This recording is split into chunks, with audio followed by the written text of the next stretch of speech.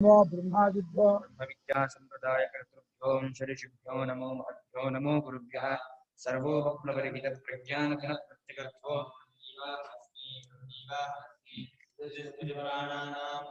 करुणालयं नमामि भगवत्पादं शङ्कराचार्यं केशवं बादरायणं प्रभाष्यकृतौ वन्दे भगवन्तौ पुनः पुनः श्रीमच्छङ्कर भगवत्पूज्यपादगुरुभ्यो वन्दे तं सच्चिदानन्दं विधिवर्यं महामतिं वेदान्तसारज्ञं सदाहं सम्प्रदायज्ञं संयमीं श्री श्री सच्चिदानन्देन्द्र सरस्वती महासद्गुरुभ्यो नमः। अधीः भगवो ब्रह्म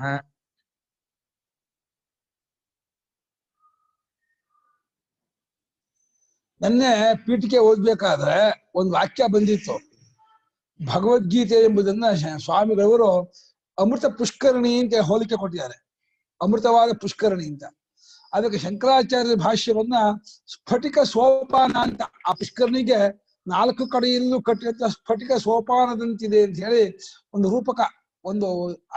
ರೂಪಕಾಲಂಕಾರ ಮಾಡಿದ್ದಾರೆ. ಅನ್ವರ್ಥವಾಗಿ ಗುರುಗಳ ಒಂದು ಕಲ್ಪನೆ ತುಂಬಾ ಚೆನ್ನಾಗಿದೆ. ಭಗವದ್ಗೀತೆ ನಿಜವಾಗಿಯೂ ಅಮೃತ ಪುಷ್ಕರಣಿ, ಶಂಕರ ಭಾಷ್ಯ ಅದಕ್ಕೆ ಸ್ಫಟಿಕ ಸೋಪಾನವೇ. ಅದನ್ನ ಈ ಭಗವದ್ಗೀತಾ ಭಾಷ್ಯವನ್ನ ಕಂಠಪಾಠ ಮಾಡ್ಬೇಕು ಅಂತ ಭಾಷ್ಯವನ್ನ ಗೀತೆಯನ್ನು ಕಂಠಪಾಠ ಮಾಡೋರಿದ್ದಾರೆ. ಅದನ್ನು ಶ್ರೀಲಕ್ಷ್ಮೀ ಶಾಸ್ತ್ರಿಯವರು ಗಟ್ ಮಾಡ್ಬಿಟ್ಟಿದ್ದಾರೆ. ನಿಜವಾಗೂ ಹಾಗಿರ್ಬೇಕು. ಸ್ಟೂಡೆಂಟ್ ಆದವರು, ವಿದ್ಯಾರ್ಥಿ ಆದವರು ಭಾಷ್ಯವನ್ನ ಮತ್ತೆ ಓದಿ ಗಟ್ ಮಾಡಿ ಕಂಠಸ್ಥ ಮಾಡ್ಕೊಂಡ್ರೆ ಮೆಲುಕು ಹಾಕೋದು ಬಹಳ ಅನುಕೂಲ ಆಗುತ್ತೆ. ಇವತ್ತು 2ನೇ ಭಾಷ್ಯ ಭಾಗ. 1ನೇ ಭಾಷ್ಯ ಭಾಗ ನಿನ್ನೆ ಆಯ್ತು. ಸಚ ಭಗವಾನ್ ಜ್ಞಾನೈಶ್ವರ್ಯ ಶಕ್ತಿ ಬಲ ವೀರ್ಯ ತೇಜೋಭಿಃ ಸದಾ ಸಂಪನ್ನಃ. ಸಚ ಭಗವಾನ್ ಜ್ಞಾನೈಶ್ವರ್ಯ ಶಕ್ತಿ ಬಲ ವೀರ್ಯ ತೇಜೋಭಿಃ ಸದಾ ಸಂಪನ್ನಃ. ತ್ರಿಗುಣಾತ್ಮಿಕಾಂ ವೈಷ್ಣವೀಂ ಸ್ವಾಂ ಮಾಯಾಂ ಮೂಲ ಪ್ರಕೃತಿಂ ವಶೀಕೃತ್ಯ.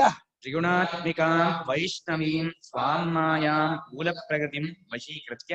ಅಜಃ ಅವ್ಯಯಃ ಭೂತಾನಾಂ ಈಶ್ವರಃ. ಅಜಃ ಅವ್ಯಯಃ ಭೂತಾನಾಂ ಈಶ್ವರಃ. ನಿತ್ಯ ಶುದ್ಧ ಬುದ್ಧ ಮುಕ್ತ ಸ್ವಭಾವೋಪಿ ಸನ್. ನಿತ್ಯ ಶುದ್ಧ ಬುದ್ಧ ಮುಕ್ತ ಸ್ವಭಾವೋಪಿ ಸನ್. ಸ್ವಮಾಯಯ ದೇಹವಾನಿವ. ಸ್ವಮಾಯಯ ದೇಹವಾನಿವ. ಜಾತ ಇವ ಚ. ಜಾತ ಇವ ಚ. ಲೋಕಾನುಗ್ರಹ ಕುರ್ವನ್ ಲಕ್ಷ್ಯತೆ. ಲೋಕಾನುಗ್ರಹ ಕುರ್ವನ್ ಲಕ್ಷ್ಯತೆ. ಸಚ ಭಗವಾನ್, ಆ ಭಗವಂತನು. ಯಾವ ಭಗವಂತನು? ಅವ್ಯಕ್ತಕ್ಕಿಂತಲೂ ಮಿಗಿಲಾದವನು. ನಾರಾಯಣ ಪರೋವ್ಯಕ್ತ ಅಂತ ಹೇಳಿದಲ್ಲ. ಅವ್ಯಕ್ತ, ಅವ್ಯಾಕೃತ, ಜಗತ್ತಿನ ಬೀಜಾವಸ್ಥೆ. ಅದಕ್ಕಿಂತ ಮಿಗಿಲಾದವನು, ವಿಲಕ್ಷಣರಾದವನು. ಆ ಒಂದು ಉಪಾಧಿಯೂ ಇಲ್ಲದವನು, ಬೀಜೋಪಾಧಿಯೂ ಇಲ್ಲದವನು. ಕೇವಲವಾಗಿ ಚಿನ್ಮಾತ್ಮನಾಗಿ ಅಖಂಡವಾಗಿ ಪರಿಪೂರ್ಣವಾಗಿ ಇರ್ತಕ್ಕಂತಹ ಪರಮಾತ್ಮನು ಜ್ಞಾನ, ಐಶ್ವರ್ಯ, ಶಕ್ತಿ, ಬಲ, ವೀರ್ಯ, ತೇಜಸ್ಸು ಅಂತ 6 ಗುಣ. ಈ 6ಕ್ಕೆ ಭಗ ಅಂತ ಹೆಸರು. ಇದನ್ನು ಉಳ್ಳವನೇ ಭಗವಂತ. ಈಗ ಧನ ಉಳ್ಳವನು ಧನವಂತನೋ, ಪುತ್ರ ಉಳ್ಳವನು ಪುತ್ರವಂತನೋ, ಯಾಕಂಡ್ ಕೆಂಪ ಇದೆ ಅಂತನೋ, ಹಾಗೆ 6 ಗುಣ ಉಳ್ಳವನು ಭಗವಂತ ಅಂತ. ಜ್ಞಾನ ಅಂದ್ರೆ ಏನು? ವ್ಯಷ್ಟಿಯಾಗಿಯೂ ಸಮಷ್ಟಿಯಾಗಿಯೂ ಎಲ್ಲವನ್ನೂ ತಿಳಿಯುವಂತಹ ಇದು ಸರ್ವಜ್ಞತ್ವ ಕಲ್ಪ ಜ್ಞಾನ. ಐಶ್ವರ್ಯ ಅಂದ್ರೆ ಏನು? ಪರಿಪೂರ್ಣ ಸ್ವಾತಂತ್ರ್ಯ. ಶಕ್ತಿ ಅಂದ್ರೆ ಏನು? ತಾನೇ ಜಗತ್ತಿನ ಉಪಾದಾನ ಕಾರಣವಾಗಿ ಮಾಡುವಂತಹ ಸಾಮರ್ಥ್ಯ. ಬಲ ಅಂದ್ರೆ ಏನು? ಅದನ್ನು ಹೊತ್ತುಕೊಳ್ಳುವ ಯೋಗ್ಯತೆ, ಶಕ್ತಿ. ವೀರ್ಯ ಅಂದ್ರೆ ಇದಾದರೂ ಕೂಡ ತಾನು ವಿಕಾರವಾಗದೆ ಹಾಗೇ ಇರ್ತಕ್ಕವನು, ಸೃಷ್ಟಿ ಮಾಡುದು. ಶಕ್ತಿ, ಬಲ, ವೀರ್ಯ. ತೇಜಸ್ಸು ಅಂತಂದ್ರೆ ಎಲ್ಲರನ್ನೂ ಮುಚ್ಚಾಕುವ, ಯಾರಿಂದಲೂ ಸೋಲದೇ ಇರುವ ಪರಾಕ್ರಮ ಅಂತ ಜ್ಞಾಪಕ ಇಟ್ಕೋಬೇಕು. ಜ್ಞಾನ, ಐಶ್ವರ್ಯ, ಶಕ್ತಿ, ಬಲ, ವೀರ್ಯ, ತೇಜಸ್ಸು. ಇಲ್ಲ ಅಪೇ ದೀಕ್ಷಿತರಾಗಿ ಕೊಟ್ಟೆ ಸ್ವಾಮಿಗಳು ಎಲ್ಲಾ ವಸ್ತುಗಳನ್ನು ಒಂದೊಂದಾಗಿಯೂ ಒಟ್ಟಾಗಿಯೂ ತಿಳಿಯೋದು ಜ್ಞಾನ. ತನ್ನ ಇಚ್ಛೆಗೆ ಅಡ್ಡಿ ಇಲ್ಲದೆ ಇರೋದೇ ಐಶ್ವರ್ಯ. ಇದು ಅಪೇ ದೀಕ್ಷಿತರು. ಮೇಲೆ ಹೇಳಿದ್ದು ಆನಂದಗಿರಿ ಇರೋದು. ಮೇಲೆ ಇರೋದು ಸರ್ವಜ್ಞ ರೂಪವಾದ ಜ್ಞಾನ, ಸ್ವಾತಂತ್ರ್ಯ, ಬೇಕಾದದ್ದು ಮಾಡುವ ಸಾಮರ್ಥ್ಯ, ಸಹಾಯ ಸಂಪತ್ತು ಹೊಂದಿ ನೋಡ್ಕೊಂಡ್ರು. ಪರಾಕ್ರಮ, ತೇಜಸ್ಸು ಅಂತ ಯಾವ್ದು ಜಗದೇ ಇರೋ ತೇಜಸ್ಸು 6 ಮಾಡಿದ್ರು. ಅಪೇಕ್ಷಿತರು ಎಲ್ಲಾ ವಸ್ತುಗಳನ್ನು ಒಂದೊಂದಾಗಿ ಒಟ್ಟಾಗಿರೋದು ಜ್ಞಾನ ಅಂತಲೂ, ತನ್ನ ಇಚ್ಛೆಗೆ ಅಡ್ಡಿ ಇಲ್ಲದೆ ಇರೋದೇ ಐಶ್ವರ್ಯ ಅಂತಲೂ, ಜಗತ್ತಿಗೆ ಉಪಾದಾನ ಕಾರಣವಾಗಿರುವುದೇ ಶಕ್ತಿ, ಜಗತ್ತನ್ನು ಆಯಾಸವಿಲ್ಲದೆ ಸೃಷ್ಟಿ ಕಾಪಾಡುವುದು ಬಲ, ಉಪಾದಾನ ಕಾರಣವಾಗಿದ್ದರೂ ಮಾರ್ಪಡದೆ ಇರೋದು ವೀರ್ಯ, ಸೃಷ್ಟಿ ಮಾಡುವುದರಲ್ಲಿ ಸಹಕಾರಿ ಸಾಮಗ್ರಿಯನ್ನು ಬಯಸದೇ ಇರೋದು, ಮತ್ತು ತನಗಿಂತ ಬೇರೆ ಎಲ್ಲದನ್ನು ಜಯಿಸುವ ಸಾಮರ್ಥ್ಯ, ಇದು ತೇಜಸ್ಸು. ಇದರಿಂದ ಸದಾ ಸಂಪನ್ನ. ಯಾವಾಗ ಕೂತ್ಕೊಂಡು ಹೇಗೆ ಬೆಂಕಿಯು ಯಾವಾಗಲೂ ಬಿಸಿ ಬೆಳಕಿನಿಂದ ಕೂಡ್ಕೊಂಡಿದ್ದೇನೆ ಅರ್ಥ ಸ್ವಭಾವ. ಸ್ವಭಾವ ಅಂತ ಅರ್ಥ. ಅದು ಗುಣಗುಣಿ ಭಾವ ಇಲ್ಲ. ಇದು 6 ಗುಣ ಭಗವಂತ ಗುಣಿ ಅಂತ ಅರ್ಥ ಇಲ್ಲ. ಈ 6 ಸ್ವರೂಪವ 6 ಸ್ವರೂಪ ಭಗವಂತ. ಈ ಉಷ್ಣ ಗುಣ ಬೆಂಕಿ ಗುಣಿ ಅಲ್ಲ, ಉಷ್ಣ ಸ್ವರೂಪವೇ ಬೆಂಕಿ. ಈ ಜ್ಞಾನೇಶ್ವರ್ಯ ಪರಿಪೂರ್ಣನೇ ಪರಮಾತ್ಮ. ಇವುಗಳಿಂದ ಸದಾ ಅನ್ನೋದು ಎಲ್ಲ ದೇಶ, ಎಲ್ಲ ಕಾಲ, ಎಲ್ಲ ಅವಸ್ಥೆಯಲ್ಲೂ ಇರೋದು. ಮೀರಿಯೂ ಇದೆ, ಸ್ವರೂಪದಲ್ಲೇ ಇದೆ ಒಂದು ದೃಷ್ಟಿಯಿಂದ. ಪರಮಾರ್ಥವಾಗಿ ನಿರ್ಗುಣನು ನಿರ್ವಿಶೇಷನೂ ಯಾವುದೂ ಇಲ್ಲ. ಇದು ಅಧ್ಯಾತ್ಮ ದೃಷ್ಟಿಯಿಂದಲೇ ಜ್ಞಾನೇಶ್ವರ್ಯ ಶಕ್ತಿ ಬಲ ವೀರ ತೇಜಸ್ಸು ಅಂತ ಇದ್ರೆ ಅದು ಭಗವಂತನಲ್ಲೇ ಇರೋದು, ಭಗವಂತನೇ ಆಗಿರೋದು. ಅದೇ ಭಗವತ್ ಸ್ವರೂಪ. ಅಂಥ ಪರಮಾತ್ಮನು ತ್ರಿಗುಣಾತ್ಮಕವಾದ, ತ್ರಿಗುಣಾತ್ಮಕನೇನೋ ಸತ್ವ ರಜಸ್ಸು ತಮಸ್ಸು, ಇದೆ 3 ಗುಣ. ಇದು ತನ್ನ ಮಾಯೆ, ವೈಷ್ಣವಿ ಮಾಯೆ. ಇದು ವಿಷ್ಣೋ ಇಯಂ ವೈಷ್ಣವಿ, ವಿಷ್ಣುವಿಗೆ ಸಂಬಂಧಪಟ್ಟದ್ದು, ವಿಷ್ಣು ಅಧೀನ, ವಿಷ್ಣುವಿನಲ್ಲಿ ಕಲ್ಪಿತ. ಹಾವು ಹೇಗೆ ಹಗ್ಗದಲ್ಲಿ ಕಲ್ಪಿತವಾಗಿದೆಯೋ ಈ 3 ಗುಣಗಳು ಪರಮಾತ್ಮದಲ್ಲಿ ಕಲ್ಪಿತವಾಗಿರುವುದರಿಂದ ಪರಮಾತ್ಮನಾದ ಮಾಯೆ, ವೈಷ್ಣವಿ ಮಾಯೆ. ಅದು ತನ್ನದಾದ ಮಾಯೆ ಅಂದ್ರೆ ತನ್ನದಾದ ಅಂದ್ರೆ ತನ್ನ ಅಧೀನದಲ್ಲಿರುವ, ತನ್ನಲ್ಲಿ ಕಲ್ಪಿತವಾದ, ತನ್ನನ್ನು ಬಿಟ್ಟು ಇರದ. 3 ವರ್ಷ ತಗೋಬೇಕು. ತನ್ನದಾದ ಅಂದ್ರೆ ನನ್ನ ದುಡ್ಡು ಹಾಗೆ ಆಗಲ್ಲ. ನನ್ನ ದುಡ್ಡು ಏನಾಗುತ್ತೆ, ನನ್ನ ಅಧೀನ ಇರ್ಬೋದು, ಅದು ನನ್ನಲ್ಲಿ ನಾನು ಹಿಡಿಯೋದು ಇರುತ್ತೆ. ಹಂಗೆ ಪರಮಾತ್ಮ ಹಿಡಿಯೋದು ಅದು ಇರೋದೇ ಇಲ್ಲ. ಪರಮಾತ್ಮಲ್ಲೇ ಕಲ್ಪಿತವಾದ ಅದರ ತತ್ವ ಪರಮಾತ್ಮನೇ. ಪರಮಾತ್ಮನೇ ಈ ಉಪಾಧಿಯಿಂದ 3 ಗುಣ ತೋರ್ತಾ ಇದ್ದಾನೆ. ಅದಕ್ಕೆ ಮೂಲ ಪ್ರಕೃತಿ ಅಂತ ಹೇಳ್ತಾರೆ. ಹಾಗೆ ಈ ಪ್ರಪಂಚಕ್ಕೆ ಸಾಂಖ್ಯರು ಹಾಗೆ ಹೇಳೋದು, ಪ್ರಧಾನ ಮೂಲ ಪ್ರಕೃತಿ, ಅದರ ಗುಣ ಪ್ರಧಾನ ಸ್ವರೂಪ ಏನು, ಸತ್ವಗುಣ ರಜೋಗುಣ ತಮೋಗುಣಗಳ ಸಾಮ್ಯಾವಸ್ಥೆ. 3 ಗುಣಗಳು ಈಕ್ವಲ್ ಪ್ರಪೋರ್ಷನ್ ಇದ್ರೆ ಅದಕ್ಕೆ ಪ್ರಧಾನ ಪ್ರಕೃತಿ ಅಂತ ಹೇಳ್ತಾರೆ. 3 ಗುಣಗಳು ಈಕ್ವಲ್ ಪ್ರಪೋರ್ಷನ್ ಇರ್ಬೇಕು. ವೇರಿಯೇಷನ್ ಆದ್ರೆ ಸೃಷ್ಟಿ. ತಪ್ಪಾಡ್ಕೋಬೇಕು. ಏನ್ ಹೇಳೋ, 3 ಗುಣಗಳ ವೇರಿಯೇಷನ್ ಹೆಚ್ಚು ಕಮ್ಮಿ ಆಗೋದು, ಹೆಚ್ಚು ಕಮ್ಮಿ ಆಗೋದೇ ಸೃಷ್ಟಿ. ಈ ಒಂದೇ ಪ್ರಮಾಣದಲ್ಲಿ ಅಳತೆಯಲ್ಲಿರುವುದೇ ಪ್ರಳಯ. ಇದನ್ನ ಅಷ್ಟರ ಮಟ್ಟಿಗೆ ಒಪ್ಕೊಂಡಿದ್ದಾರೆ. ಆಗ್ಬೋದು ವ್ಯಾಖ್ಯಾನ. ಇದೇ ಮೂಲ ಪ್ರಕೃತಿ, ಇದನ್ನೇ ಮಾಯೆ ಅಂತ. ಅದು ಇದನ್ನ ಅವಿದ್ಯೆ ಎಲ್ಲೂ ಕರೆದಿಲ್ಲ ಶಂಕರಾಚಾರ್ಯರು. ಜ್ಞಾಪಕ ಮಾಡ್ಕೊಳ್ಳಿ. ಇವರು ವ್ಯಾಖ್ಯಾನಕಾರರು ಇದನ್ನ ಅವಿದ್ಯೆ ಅಂತಾರೆ, ಪಂಚಮಾಧಿಕಾರರು. ಶಂಕರಾಚಾರ್ಯರು ಇದನ್ನ ಅವಿದ್ಯೆ ಅಂತ ಕರೆದಿಲ್ಲ, ಇದನ್ನ ಅವಿದ್ಯಾ ಕಲ್ಪಿತ ಅಂತಂದಿದ್ದಾರೆ. ಏನ್ ಹೇಳಿದ್ದಾರೆ, ಅವಿದ್ಯೆ ಬೇರೆ, ಅವಿದ್ಯಾ ಕಲ್ಪಿತ ಬೇರೆ. ಹಾವು ಅನ್ನೋದು ಅವಿದ್ಯಾ ಕಲ್ಪಿತ, ಹಗ್ಗದಲ್ಲಿ ಹಾವು ಅನ್ನೋದು ಅವಿದ್ಯೆ. ಹಾವು ಅನ್ನೋದು ಅವಿದ್ಯೆ ಅಲ್ಲ. ಗೌಣಾರ್ಥ ಹೇಳ್ಬೋದು, ಹಾವು ಅಂತ ಅದು ಅವಿದ್ಯೆ, ಅದು ಔಪಚಾರಿಕ, ಮುಖ್ಯಾರ್ಥ ಅಲ್ಲ. ಔಪಚಾರಿಕವಾಗಿ ಹೇಳ್ಬಹುದು ನಾವು, ಮುಖ್ಯಾರ್ಥದಲ್ಲಿ ಅದನ್ನ ಅವಿದ್ಯೆನಲ್ಲ. ಅವಿದ್ಯೆ ಅಂದ್ರೆ ಬುದ್ಧಿ ಧರ್ಮವೇ ಹೊರತು ವಸ್ತು ಧರ್ಮ ಅಲ್ಲ. ನೀವು ಚೆನ್ನಾಗಿ ಜ್ಞಾಪಕ ಮಾಡ್ಕೋಬೇಕು. ವ್ಯಾಖ್ಯಾನ ಪ್ರಸ್ಥಾನದಲ್ಲಿ ಅವಿದ್ಯೆ ಅನ್ನೋದು ವಸ್ತು ಧರ್ಮ, ಶಂಕರಾಚಾರ್ಯರ ಪ್ರಸ್ಥಾನದಲ್ಲಿ ಅವಿದ್ಯೆ ಅನ್ನೋದು ಬುದ್ಧಿಯ ಧರ್ಮ. ತುಂಬಾ ವ್ಯತ್ಯಾಸ. ಅವರ ಪ್ರಕಾರದಲ್ಲಿ ಜೀವನು ಅವಿದ್ಯೆ ಕಳ್ಕೊಂಡ್ರು ಮೂಲಾವಿದ್ಯೆ ಹೋಗಿರಲ್ಲ. ಶಂಕರಾಚಾರ್ಯ ಪ್ರಕಾರವಾಗಿ ಅವಿದ್ಯೆ ಬಾಧಿತವಾದ್ರೆ ಇನ್ನು ಬಾಧಿತವಾಗದೇ ಇರೋದು ಏನು ಉಳಿಯಲ್ಲ, ಎಲ್ಲವೂ ನಾಶ ಮಾಡುತ್ತೆ. ಆದ್ರೆ ಈ ವ್ಯಾಖ್ಯಾನ ಪ್ರಸ್ಥಾನ ಪ್ರಕಾರ ಅವಿದ್ಯೆ ಕಳ್ಕೊಂಡ್ರು, ಅವಿದ್ಯಾ ಸಂಸ್ಕಾರ ಲೇಷ ವಾಸನೆ ಇರುತ್ತೆ, ಮೂಲಾವಿದ್ಯೆ ಇರುತ್ತೆ, ಅದು ಹೋಗಲ್ಲ. ಭೂಯಶ್ಚಾಂತಿ ವಿಶ್ವಮಾಯ ನಿವೃತ್ತಿ ಅಂತ ಚರ್ಮವೃತ್ತಿ ಸಾಯ್ತಾ ಅಲ್ಲ ಜ್ಞಾನಿ. ಕೊನೇ ಇನ್ನೊಂದು ಉಸಿರು ತಗೋಬಾರ್ದು, ಉಸಿರು ಬಿಟ್ಟಾನ ಹಾಗೆ ಹೋಗುತ್ತೆ, ಅವಾಗ ಅವಿದ್ಯೆ ಮೂಲಾವಿದ್ಯೆ ಹೋಗುತ್ತೆ. ಅದು ಹೆಂಗ್ ಗೊತ್ತಿದೆ, ಇದು ಶಾಸ್ತ್ರ ಪ್ರಮಾಣ, ಅನುಭವ ಅಲ್ಲ, ಶ್ರದ್ಧಾಗಮ್ಯ ಇದು. ಆದ್ರೆ ಶಂಕರಾಚಾರ್ಯರು ಈ ವೇದಾಂತ ಹೇಳಲ್ಲ. ಶ್ರದ್ಧಾಗಮ್ಯವಾದ ನಂಬಿಕೆ ವೇದಾಂತ, ಶಂಕರಾಚಾರ್ಯ ಅನುಭವ ಪ್ರಧಾನವಾದ ವೇದಾಂತ ಹೇಳೋದು. ಆಗಲಿ, ಪ್ರಾಸಂಗಿಕವಾಗಿ ಹೇಳಿದ್ದೀನಿ. ಈ ಮೂಲ ಪ್ರಕೃತಿಯಮ್ಮ ಮಾಯೆಯನ್ನ ತನ್ನ ವಶದಲ್ಲಿಟ್ಟುಕೊಂಡು ತಾನೇ ಅದಾಗಿ ತೋರಿ 3 ಕಾಲದಲ್ಲೂ ಅದು ಈಶ್ವರನ ಬಿಡದೇ ಇದ್ದದ್ದಾಗಿದ್ದು, ತಾನು ಸ್ವತಃ ಇಂಥವನು ಅಜಃ. ಅಜನೇನೋ ಹುಟ್ಟದವನು. ಹುಟ್ಟಿದ ಜಮೀನ್ ಯಾವ ವಿಕಾರವೂ ಇಲ್ಲ. ಹುಟ್ಟಿದ ಮೇಲೆ ಎಲ್ಲ ವಿಕಾರ ಬೇಕು. ಅದು ಅವ್ಯಯ ಅಂದ್ರು. ಅವ್ಯಯನೇನೋ ಮಾರ್ಪಾಡಿಲ್ಲದವನು, ನಾಶವಿಲ್ಲದವನು, ಚೇಂಜ್ ಇಲ್ಲದವನು. ಎಲ್ಲ ಜಯ ಅಂದ್ರೆ ಸವಿಯೋದು, ಕೊರೆಯೋದು, ನಾಶ. ಮಾರ್ಪಾಡಿಲ್ಲದವನು. ಸ್ವಯಂ ಭೂತಾನಾಂ ಈಶ್ವರ. ಭೂತಗಳಿಗೆ ಈಶ್ವರ. ನೋಡಿ, ಈಶ್ವರ ಯಾರು ಹೇಳ್ತಿದ್ದಾರೆ, ಪರಮಾತ್ಮಗೆ. ಭೂತಾನಾಂ ಈಶ್ವರ ಅಂತ. ಕೆಲವು ಜನ ಈಶ್ವರ ಅನ್ನೋದು ನಿರ್ಗುಣ ಪರಮಾತ್ಮಗೆ ಅಲ್ಲ ಅಂತಾರೆ. ಶಂಕರಾಚಾರ್ಯ ಹಾಗೆ ಇಟ್ಕೊಂಡಿಲ್ಲ. ಈಶ್ವರ ಅನ್ನೋ ಪದವನ್ನ ಅದು ಐತ್ರೇಯದಲ್ಲಿ ಕೊನೆಯಲ್ಲಿ ಈಶ್ವರ ಏನು ಮಾಡಿದರೆ ಅದು ಒಂದು ಅಧ್ಯಾತ್ಮ ದೃಷ್ಟಿಯ ಹೊರತು ಅದೇ ಆಗ್ಬೇಕು ಅಂತಿಲ್ಲ. ಶಂಕರಾಚಾರ್ಯರು ಇದನ್ನು ಈಶ್ವರ ಅಂತಾರೆ. ಅಜನು ಅವ್ಯಯು ಭೂತಗಳಿಗೆಲ್ಲ ಈಶ್ವರನು ಒಡೆಯನು ಅಂದ್ರೆ ಅವನೆಲ್ಲವನ್ನೂ ತನ್ನ ಹಪಡಿಸ್ತಾನು.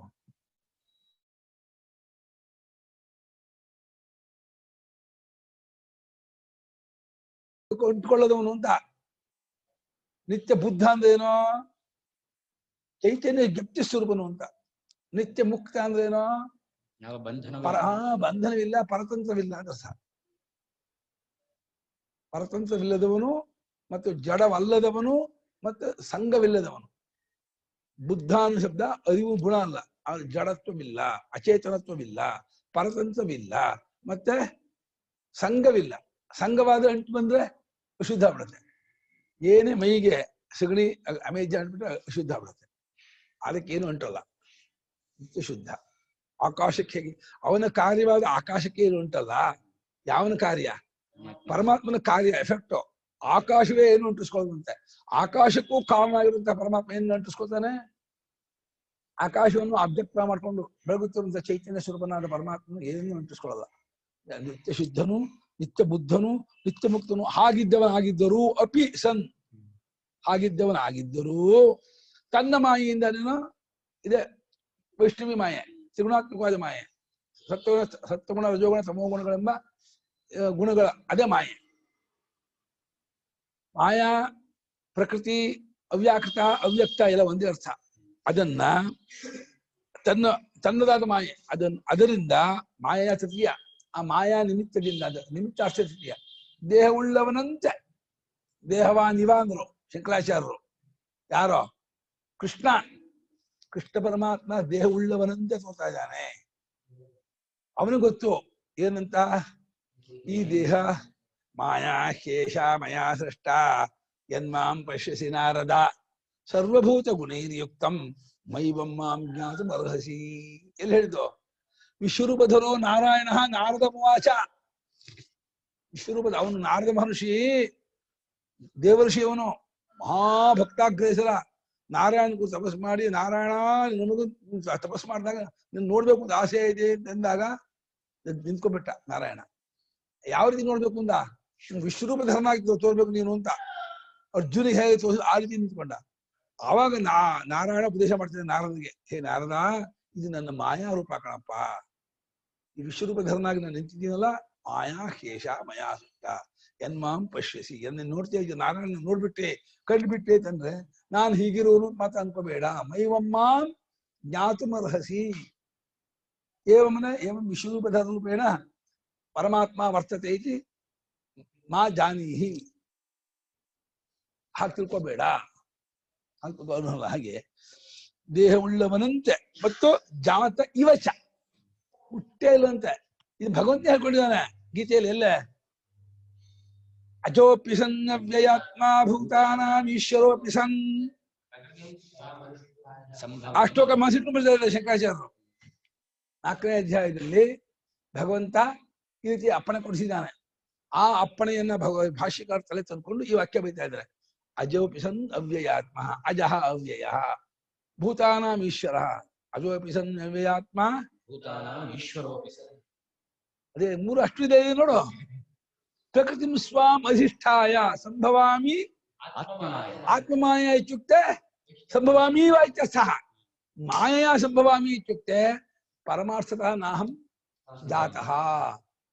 ಶಂಕರಾಚಾರ್ಯ ಹೇಗೆ ಅರ್ಥ ಮಾಡ್ಕೊಂಡಿದ್ದು ಆ ಶ್ಲೋಕವನ್ನ ನೋಡ್ಕೋಬೇಕು. ಆ ಶ್ಲೋಕವನ್ನು ಮನಸ್ಸಿಟ್ಕೊಂಡು ಬೀಳ್ತಾ ಇದ್ದಾರೆ.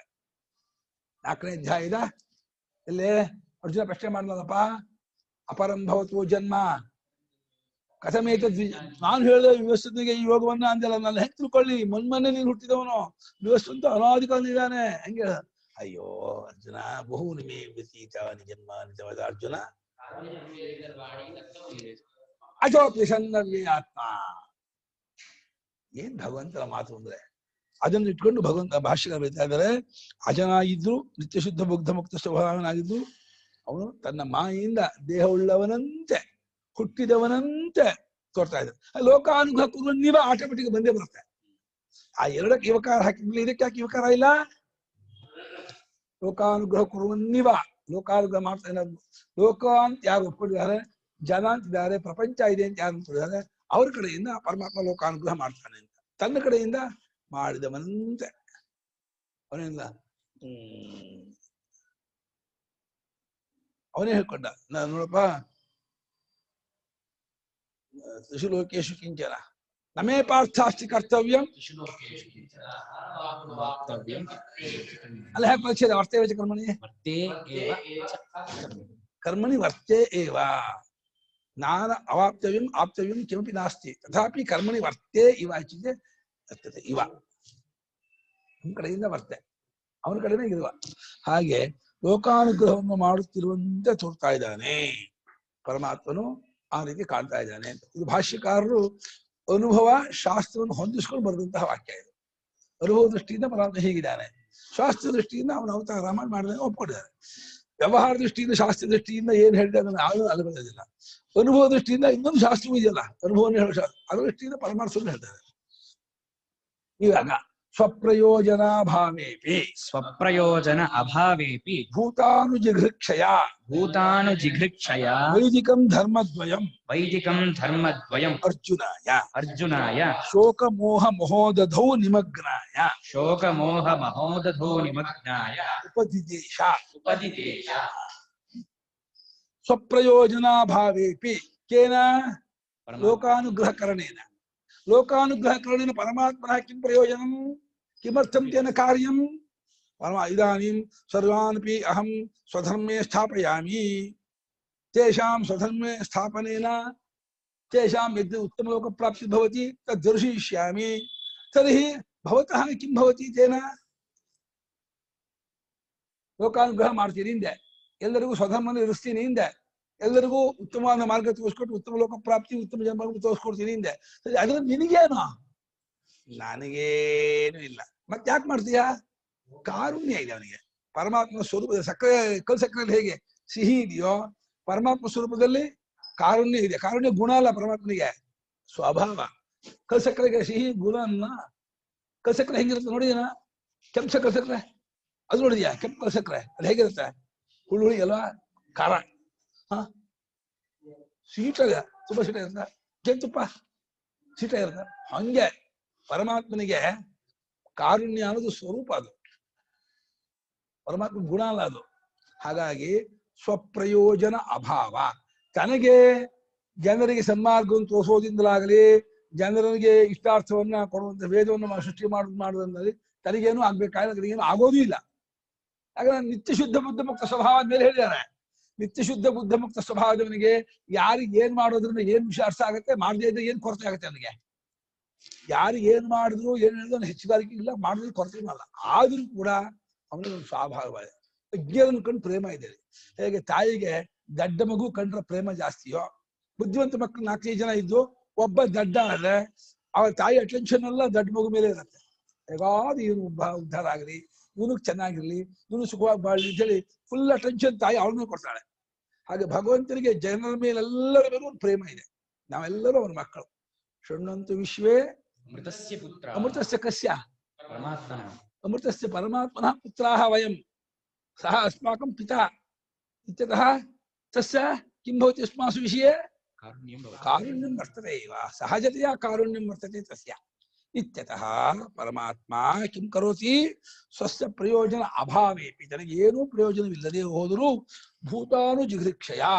ಹೇಗೆ ವಿಗ್ರಹವಾಕ್ಯ? ಭೂತಾನಾಂ ಅನುಗ್ರಹೀತುಂ ಇಚ್ಛಾ, ಭೂತಾನಾಂ ಅನುಗ್ರಹೀತುಂ ಇಚ್ಛಾ. ಭೂತಾನ್ ಪ್ರಶ್ನೆ ಮಾಡಬಾರ್ದು. ಭೂತಾನ್ ಅಂತ ಆಗತ್ತಾ? ನಿತ್ಯ ಭೋಜನ ಹೇಗತ್ತೆ? ಭೂತಾನಿ. ಭೂತಾನ್ ಅಂತ ಆಗಲ್ಲ, ಭೂತಾನಿ. ಅದಕ್ಕೆ ಭೂತಾನಾಂ ಅನುಗ್ರಹೀತುಂ ಇಚ್ಛಾ ಅನುಜಿಘೃಕ್ಷ. ಗ್ರಹ ಉಪಾದಾನ ಗೃಹಾತಿ ಧಾತುವಿಗೆ ಸನ್ನಂತ ಪ್ರಯೋಗ ಅನುಜಿಘೃಕ್ಷ. ಪ್ರಾಣಿಗಳಿಗೆ ಅನುಗ್ರಹ ಮಾಡಬೇಕೆಂಬ ಬಯಕೆ. ಅದಾಗಬೇಕು ಪರಮಾತ್ಮನಿಗೆ. ಯಾಕಪ್ಪ ಬರ್ಬೇಕೋ? ಆತ್ಮ ನಮ್ಗೆಲ್ಲರೂ ಅವನೇ ಆತ್ಮ. ಆತ್ಮ ಚಾಹಂ ಸರ್ವಭೂತಾನಾಂ, ಅವನೇ ಅಹಮಾತ್ಮ ಗುಣಾಕೇಶ. ತಾಯಿಗೆ ಮಗು ತನ್ನ ಸ್ವರೂಪವೋ ಪರಮಾತ್ಮನಿಗೆ ನಾವೆಲ್ಲರೂ ಅವನ ಆತ್ಮ ಆದ್ಮೇಲೆ ಸಹಜವಾಗಿ ನಮಗೆ ಕಾರುಣ್ಯ ಇದೆ. ಹಾಗೆ ಭೂತಾನ್ ಅನುಜಿಘೃಕ್ಷಯ, ಭೂತರಿಗೇನು ಪ್ರಾಣಿ ನಮ್ಮಲ್ಲೇ ಎಷ್ಟು ಪ್ರೇಮ ಇದೆ ಅಂದ್ರೆ ಪರಮಾತ್ಮಗೆ ನಮ್ಮ ಮೇಲೆ. ನಾವು ಎಷ್ಟೋ ಭಜಿಸ್ತೀವಿ, ಪ್ರೀತಿಸ್ತೀವಿ, ಪೂಜೆ ಮಾಡ್ತೀವಿ ಅಂತೀವಲ್ಲ, ನಮಗಿರೋಕ್ಕಿಂತ 10 ಟೈಮ್ ಅಲ್ಲ, 100 ಟೈಮ್ ಅಲ್ಲ, 1000 ಟೈಮ್ ಕೋಟಿ ಪಟ್ಟು ಪ್ರೇಮ ಇದೆ ನಮ್ಮ ಮೇಲೆ. ಅವನಿಗೆ ಎಷ್ಟು ಪ್ರೇಮ ಅಂದ್ರೆ ಪೂರ್ತಿ ಅವನೇ. ಘಟಾಕಾಶ ಮೇಲೆ ಎಷ್ಟು ಪ್ರೇಮ ಇದೆ ಮಹಾಕಾಶಕ್ಕೆ. ಘಟಾಕಾಶದ ಮೇಲೆ ಮಹಾಕಾಶಕ್ಕೆ ಎಷ್ಟು ಪ್ರೇಮ ಇದೆ ಹೇಳೋ? ಈ ಆಕಾಶದ ಮೇಲೆ ಆ ಮಹಾಕಾಶಕ್ಕೆ ಎಷ್ಟು ಪ್ರೇಮ ಇದೆ? ತಾನೇ ಹಾಗೆ ಅವನೇ ಜೀವನ ತೋರ್ತಿರೋದು. ಅಂಥ ಕಾರು ಪ್ರೇಮ ಇಟ್ಬಿಟ್ಟಿದ್ದಾನೆ. ಹಾಗಾಗಿ ನಮ್ಮ ಮೇಲೆ ಅಪಾರವಾದ ಪ್ರೇಮ ಕಾರುಣ್ಯ ಇಟ್ಬಿಟ್ಟಿದ್ದಾನೆ. ಅನುಗ್ರಹದ ವಿಷಯ ವೈದಿಕಂ ಧರ್ಮದ್ವಯಂ. ವೈದಿಕಂ ನಾಮ ವೇದೋಕ್ತಂ. ವೇದೇನ ಉಕ್ತಂ ವೇದಸ್ಯ ಇದಂ ವೈದಿಕಂ. ಇದಂ ಕಂ ಧರ್ಮದ್ವಯಂ. ಚಿಂತ ಧರ್ಮದ್ವಯಂ ಪ್ರವೃತ್ತಿ ಧರ್ಮ ನಿವೃತ್ತಿ ಧರ್ಮ. ಪ್ರವೃತ್ತಿ ಧರ್ಮ ಧರ್ಮ ಶಬ್ದಸ್ಯ ಪುಲ್ಲಿಂಗ. ಧರ್ಮಯೋ ದ್ವಯಂ ಧರ್ಮದ್ವಯಂ. ಎರಡು ಧರ್ಮ, ನಿವೃತ್ತಿ ಧರ್ಮ ಪ್ರವೃತ್ತಿ ಧರ್ಮ. ಅದಕ್ಕೆ ಧರ್ಮ ಧರ್ಮ. ಆ ಎರಡು ಧರ್ಮವು ವೈದಿಕವಾಗಿದೆ, ವೇದೋಕ್ತವಾಗಿದೆ. ಆ ಎರಡು ಧರ್ಮವನ್ನು ಫಸ್ಟ್ ಯಾರಿಗೆ ಉಪದೇಶ ಮಾಡ್ದ? ಅರ್ಜುನಿಗೆ ಉಪದೇಶ ಮಾಡ್ದ. ಯಾಕೆ ಹೇಳು? ಸಂದರ್ಭ ಏನೋ? ಯುದ್ಧ ಮಾಡ್ದ ಕೂತ್ಕೊಂಡ್ಬಿಟ್ಟ. ಯುದ್ಧಕ್ಕಾಗಿ ಬಂದವನು ಸ್ವಯಂ ಯುದ್ಧಾಯ ಪ್ರವೃತ್ತ. ಸೇನೆಯೋರ್ಭಯೋರ್ಮಧ್ಯೆ ಸ್ಥಾಪಯಮೇಚ್ಯುತ ಯಾವದೇತಾಂ ನಿರೀಕ್ಷೇಹಂ ಯೋದ್ಧುಕಾಮಾನ ಕೈರ್ಮಯ ಸಹ ಯೋದ್ಧವ್ಯಂ. ಅವನು ಭಯಂಕರ ಹುಂಕಾರ ಬಂದಿದ್ದಾನೆ. ಸ್ವಯಂ ಯುದ್ಧಕ್ಕಾಗಿ ಬಂದು ಎರಡು ಸೇನೆ ನೋಡಿದ್ರೆ ನನ್ನ ಮುಂದೆ ನಿಲ್ಲಿಸು, ಯಾರ ಹತ್ರ ಫಸ್ಟ್ ಯುದ್ಧ ಮಾಡ್ಬೇಕು ನಾನು ನೋಡ್ಕೋತೀನಿ ಹಾಗೆಂದ. ಅವಾಗ ಭಗವಂತ ಏನ್ ತೋರಿಸ್ದ?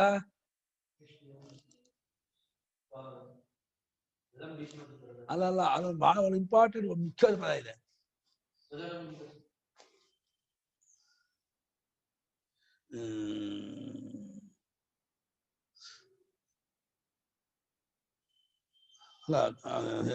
ಸ್ಥಾಪಯಿತ್ವಾ ಭೀಷ್ಮ ದ್ರೋಣ ಪ್ರಮುಖದ ಸರ್ವೇಶಾಂಚ ಮಹೀಕ್ಷಿತ ಉವಾಚ ಪಾರ್ಥ. ಭೀಷ್ಮ ದ್ರೋಣ ಪ್ರಮುಖದ ಅಂತ ಹಾಕಿದ್ರು. ಅದು ಕರ್ಣ ದುರ್ಯೋಧನ ಪ್ರಮುಖದ ಅಂತ ಹಾಕ್ಲಿಲ್ಲ. ಭೀಷ್ಮ ಅರ್ಜುನ ನೀನ್ ಯುದ್ಧಕ್ಕೆ ಬಂದೆ ಅಂತಿದ್ಯಲ್ಲ, ಯಾರ ಹತ್ರ ಯುದ್ಧ ಬಂದೆ ಗೊತ್ತಾ? ನಿಂಗೆ ಜ್ಞಾನ ಇದೆಯಾ? ನೋಡು, ನಿಮ್ಮ ಅಜ್ಜ ನಿಮ್ ಗುರುಗಳು ಅವ್ರ ಹತ್ರ ಯುದ್ಧ ಬಂದಿರೋದು, ಜ್ಞಾಪಕ ಇರಲಿ. ನಡುಗೋಗ್ಬಿಟ್ಟ. ಅರ್ಜುನ ಕಲ್ಪನೆಯೇ ಇರಲಿಲ್ಲ. ಅರ್ಜುನ ಏನ್ ಅನ್ಕೊಂಡಿದ್ದ? ಆ ಸಭೆಯಲ್ಲಿ ನನ್ನ ಹೆಂಡತಿಯಾಗಿ ದ್ರೌಪದಿ ಅವಮಾನ ಮಾಡಿದ ದುಶ್ಯಾಸನ ಕತ್ತರಿಸ್ಬಿಡ್ತೀನಿ, ಆ ದುರ್ಯೋಧನ ಚಂಡಾಡ್ಬಿಡ್ತೀನಿ, ಆ ಕಣ್ಣನ್ನು ತುಂಡಾಡ್ಬಿಡ್ತೀನಿ ಅನ್ಕೊಂಡಿದ್ದ. ಅವ್ರು ಮಾತ್ರ ಇಲ್ಲ. ಅಲ್ಲಿ ಇನ್ಯಾರಿದ್ದಾರೆ? ಸಾಕ್ಷಾತ್ ಧನುರ್ವೇದಾಚಾರ್ಯ ಗುರು ಇದ್ದಾನೆ. ನಿನ್ನ ವಂಶದ ಮೂಲ ಪುರುಷ ಭೀಷ್ಮ ಕೂತ್ಕೊಂಡಿದ್ದಾನೆ. ನಿನ್ನ ಗುರು ಕೃಪಾಚಾರ್ಯ ಇದ್ದಾನೆ. ಯುದ್ಧ ಮಾಡ್ತೀಯಾ? ಬಾ ಮಾಡು, ನನಗೇನಂತ, ನಾನು ನಿಲ್ಲಿಸ್ತೀನಿ ಇಂದ. ಅಯ್ಯೋ ದಿಷ್ಟ್ವೇಮಂ ಸ್ವಜನಂ ಕೃಷ್ಣ ಬೇಪಸೃಷ್ಟ್ಯ ಶರೀರೇ ಮೇರು. ನಡುಗೋಗ್ಬಿಟ್ಟ. ಅಂತ ಮೂರು ಲೋಕದ ಗಂಡು ಅರ್ಜುನ ನಡುಗೋಗ್ಬಿಟ್ಟ. ಇದೇ ಬೇಕಾಗಿದೆ ಕೃಷ್ಣನಿಗೆ. ಯಾಕೆ ಹೇಳೋ? ಗೀತೆ ಉಪದೇಶ ಮಾಡ್ಬೇಕಲ್ಲ. ಹಾಗಾಗಿ ಶೋಕ ಮೋಹ ಮಹೋದಧೌ. ಶೋಕ ಮೋಹ ಅನ್ನುವಂಥ ದೊಡ್ಡ ಸಾಗರ. ಮಹೋದಧಿನೇನು? ಸಮುದ್ರ, ಸಾಗರ. ಶೋಕ ಮೋಹವೆಂಬ ದೊಡ್ಡ ಸಾಗರದಲ್ಲಿ ಮುಳುಗಿದಂತಹ ಅರ್ಜುನನಿಗೆ ಏನು ಶಿಷ್ಯಸ್ತೇಹಂ ಸಾಧಿ ನಹಿ ಪ್ರಪಶ್ಯಾಮಿ ಮಮಾಪರುದ್ಧಾತ್ ಅವಾಪ್ಯ ಭೂಮ. ಏನು ಪೋಷ ಇಲ್ಲ ಪರಮಾತ್ಮ, ನನಗೆ ಏನು ಮಾಡಕ್ಕಾಗ್ತಿಲ್ಲ, ಏನ್ ನಾವು ಹೇಳು, ನಾನು ಹೇಗೆ ನಡೀಲಿ ಅಂತ ಅವನು ಮಾಡ್ತಾನೆ. ಹಾಗಾಗಿ ಶೋಕ ಮೋಹವೆಂಬ ಮಹೋದಧಿ ದೊಡ್ಡ ಸಮುದ್ರದಲ್ಲಿ ಮುಳುಗಿದಂತಹ ಅರ್ಜುನನಿಗೆ ಭಗವಂತ ಈ ಧರ್ಮದ್ವಯ ಉಪದೇಶ ಮಾಡ್ದ. ಯಾಕೆ ಇದನ್ನೇ ಯಾಕೆ ಉಪದೇಶ ಮಾಡ್ದ? ಬೇರೆ ಹೇಳ್ಬಿಟ್ಟು ಮಾಡ್ಬೋದಾಗಿತ್ತಲ್ಲ ಅಂತಂದ್ರೆ ಪ್ರಯತ್ನ ಪಟ್ಟ. ಕ್ಲೈಬ್ಯಮಾಸ್ಪಗಮ ಪಾರ್ಥ ಈ ನೀತಿಯನ್ನು ಹೇಳ್ದ. ನೀತಿಯನ್ನು ಹೇಳಿ ಇದನ್ನು ಹೇಳ್ದ. ಆಮೇಲೆ ಆದರೂ ಕೂಡ ಅರ್ಜುನ ಅದಕ್ಕೆ ಜಗ್ಗಲಿಲ್ಲ. ಅವ ಭಗವಂತ ಗೊತ್ತು. ಅವನ ಶೋಕಮೋಹಕ್ಕೆ ಕಾರಣ ಅವಿದ್ಯೆ. ಅವಿದ್ಯೆಯನ್ನ ಕಳೆದು ಹೋದ್ರೆ ಆತ್ಮಜ್ಞಾನಾದನ್ಯತ್ರ ಉದ್ಧಾರಂ ಅಪಶ್ಯನ್. ಆತ್ಮಜ್ಞಾನಕ್ಕಿಂತ ಮತ್ತೊಂದು ಕಡೆಯಲ್ಲಿ ಅವನಿಗೆ ಉದ್ಧಾರವಾಗುವುದು ಇಲ್ಲ ಎಂಬುದನ್ನ ಶೋಕಮೋಹವೆಂಬ ಮಹಾಸಮುದ್ರದಲ್ಲಿ ಮುಳುಗಿದಂತಹ ಅರ್ಜುನಿಗೆ ಭಗವಂತ ಉಪದೇಶ ಮಾಡ್ದ. ಯಾಕೆ ಅರ್ಜುನಿಗೆ ಧರ್ಮರಾಜನ್ ಮಾಡ್ಬೋದಾಯ್ತಲ್ಲ? ಧರ್ಮರಾಜ ಎಂಥ ಮಹಾತ್ಮ, ಇಂಥ ಪುಣ್ಯಾತ್ಮ. ಅವನ ಅಣ್ಣ ಭೀಮ ಇದ್ದ. ಇನ್ ಬೇರೆ ಭೀಷ್ಮಾದಿಗಳ ಭಾಷ್ಯಕಾರರು ಗುಣಾಧಿಕೈ ಗೃಹೀತಃ ಧರ್ಮ ಗೃಹೀತಃ ಅನುಷ್ಠೀಯಮಾನಶ್ಚ ಧರ್ಮ ಗುಣಾಧಿಕೈರ್ಹಿ ಪ್ರಚಯಂ ಗಮಿಷ್ಯತಿ ಇತಿ. ಶಂಕರಾಚಾರ್ಯ ಪ್ರಕಾರ ಗುಣಾಢ್ಯ ಅರ್ಜುನ ಅಂತ. ಗುಣಾಧಿಕ, ಗುಣಾಢ್ಯ. ಆಢ್ಯ ಅಂದ್ರೇನು? ಇಭ್ಯಾಢ್ಯೋ ಧನಿ ಸ್ವಾಮಿ. ಆಢ್ಯ ಅಂದ್ರೆ ಪರಿಪೂರ್ಣ ಅಂತ, ಅದು ಕೂಡ್ಕೊಂಡವನು ಅಂತ. ಗುಣದಿಂದ ಕೂಡ್ಕೊಂಡು ಗುಣಾಢ್ಯ, ಧನದಿಂದ ಕೂಡ್ಕೊಂಡು ಧನಾಢ್ಯ. ಆಢ್ಯ ಅಂದ್ರೆ ಅದನ್ನ ಕೂಡ್ಕೊಂಡವನು, ತುಂಬಿಕೊಂಡವನು, ಪೂರ್ಣವಾದವನು ಅಂತ. ಗುಣಾಢ್ಯನಾಗಿರ್ತಕ್ಕಂತಹವನು ಅರ್ಜುನ. ಅದು ಗುಣ ಅಧಿಕ, ಅಲ್ಲಿ ಕೂಡ್ಕೊಂಡಂತಹ ಮನುಷ್ಯನು ಈ ಧರ್ಮವನ್ನ ಅಂದ್ರೆ ವೈದಿಕ ಧರ್ಮದ್ವಯವನ್ನ ಗೃಹೀತ ಅಂದ್ರೆ ಅವನು ತಾನು ತನ್ನ ಸ್ವೀಕಾರ ಮಾಡ್ಕೊಂಡ್ರೆ, ತನ್ನ ಬುದ್ಧಿಗೆ ಅದನ್ನು ಅರ್ಥ ಮಾಡ್ಕೊಂಡ್ರೆ, ಮತ್ತು ಅನುಷ್ಠೀಯಮಾನ ಅದನ್ನು ನಡೆಸಿದ್ದಾದರೆ, ಅವನೇ ಅದನ್ನು ಗ್ರಹಣೆ ಮಾಡಿಕೊಂಡು ಅದನ್ನ ಇಂಪ್ಲಿಮೆಂಟ್ ಮಾಡಿ ಪ್ರಾಕ್ಟಿಕಲ್ ಆಗಿ ನಡೆಸಿದ್ದಾದರೆ ಪ್ರಚಯಂಗಮಿಷ್ಯತಿ. ಲೋಕದಲ್ಲಿ ಯಾವಾಗಲೂ ಗುಣಾಢ್ಯನನ್ನೇ ಅನುಸರಣೆ ಮಾಡ್ತಾರೆ. ಗುಣಾಢ್ಯ ಮಾಡ್ತಾನೆ, ಅವನು ಗುಣಾಧಿಕರಾದವನು ನಡ್ಕೋತಾನೆ ಅಂದ್ರೆ ನಾವು ನಡ್ಕೋಬೇಕು ಅಂತ. ಭಗವಂತ 18 ಅಕ್ಷೋಹಿಣಿಯಲ್ಲಿ ಅರ್ಜುನನ ಆರಿಸ್ಕೊಂಡ ಗೀತೋಪದೇಶಕ್ಕೆ. ಇವನೇ ಉತ್ತಮಾಧಿಕಾರಿ ಅಂತ. ಅಂದ್ರೆ ಅರ್ಜುನ ಯೋಗ್ಯತೆ ಎಷ್ಟು ಬೇಡ ಯೋಚನೆ ಮಾಡುವ. ವ್ಯಾಸರು ಎಷ್ಟು ಕೊಂಡಾಡಿದ್ದಾರೆ. ಪ್ರವಕ್ಷ್ಯಾಂ ನೆನಸೂಯವೇ. ಸ್ವಪ್ನದಲ್ಲೂ ಅಸೂಯಾನುಗಿರುವಂತ ಅರ್ಜುನಿಗೆ, ಅಸೂಯಾನುಗುಣ ಸ್ವಪ್ನದಲ್ಲೂ ಅರ್ಜುನಿಗಿರುವಂತೆ. ತುಂಬಾ ಈ ಕುಮಾರ ವ್ಯಾಸಾದಿಗಳಲ್ಲ, ಅವನಿಗೆ ಏಕಲವ್ಯನ ಮೇಲೆ ಭಾರಿ ಅಸೂಯೆ, ಖಂಡಿತ ಅಸೂಯೆ ಪಟ್ಟಿಲ್ಲ. ಏಕಲವ್ಯನ ಮೇಲೆ ನನಗೂ ಆ ವಿದ್ಯೆ ಹೇಳ್ಕೊಡಿ ಗುರುಗಳೇ, ನಾನು ನಿಮ್ ಶಿಷ್ಯ, ನನಗೂ ಅದು ತಿಳಿಸ್ಕೊಡಿ. ತಪ್ಪೇ ಶಿಷ್ಯ ವಿದ್ಯೆ ಹೇಳ್ಕೊಡೋದು ಕೇಳೋ ತಪ್ಪೇನೋ. ಅವನು ಈ ರೀತಿ ಒಂದು ನಿಮಿಷ ಮಾತ್ರ ಅವನು ಬಾಯಿ ತೆಗೆದು ಮುಚ್ಚೊಳಗೆ 14 ಬಾಣ ಹೊಡೆದ ಅಂದ್ರೆ ಅದು ಯಾವುದೋ ಒಂದು ವಿದ್ಯೆ ಶಕ್ತಿ ಇರಬೇಕೆ ಹೊರತು ಇರಲ್ಲ. ಅದೇನಾಗ್ಬಿಡ್ತು, ಅವನು ಗುರುಭಕ್ತಿಯಿಂದ ಕಲ್ತ್ಕೊಂಡು ವಿದ್ಯೆ, ಅದು ಗುರುಗಳಿಗೆ ಇರ್ಲಿಲ್ಲ. ಅದು ಅವ್ರೇನ್ ಮಾಡ್ಬಿಟ್ರು ದ್ರೋಣಾಚಾರ್ಯರು, ಅವನಿಂದ ಕಲ್ತ್ಕೊಳ್ಳೋದು ಅವನಿಗೆ ಸ್ವಲ್ಪ ಗಿಲ್ಟಿ ಭಾವನೆ ಮುಂದೆ ಕ್ರಿಯೆ ಆಗದ. ಅದು ಹೆಂಗ್ ಕಲ್ತ್ಕೊಂಡು ಇದು ಹೆಂಗ ಇದಕ್ಕೆ ಏನು ಇದು ಕೇಳ್ದ ಅವ್ರು ಹೇಳ್ತಿದ್ದ, ಗುರುಗಳೇ ಈ ರೀತಿ ಕಲ್ತ್ಕೊಳ್ಳ. ಅದು ಹಂಗ್ ಮಾಡಿಲ್ಲ. ಅವರು ಏನ್ ಮಾಡಿದ್ರು, ಹೆಬ್ಬೆಟ್ ಕೊಡೋನ್ಬಿಟ್ರು.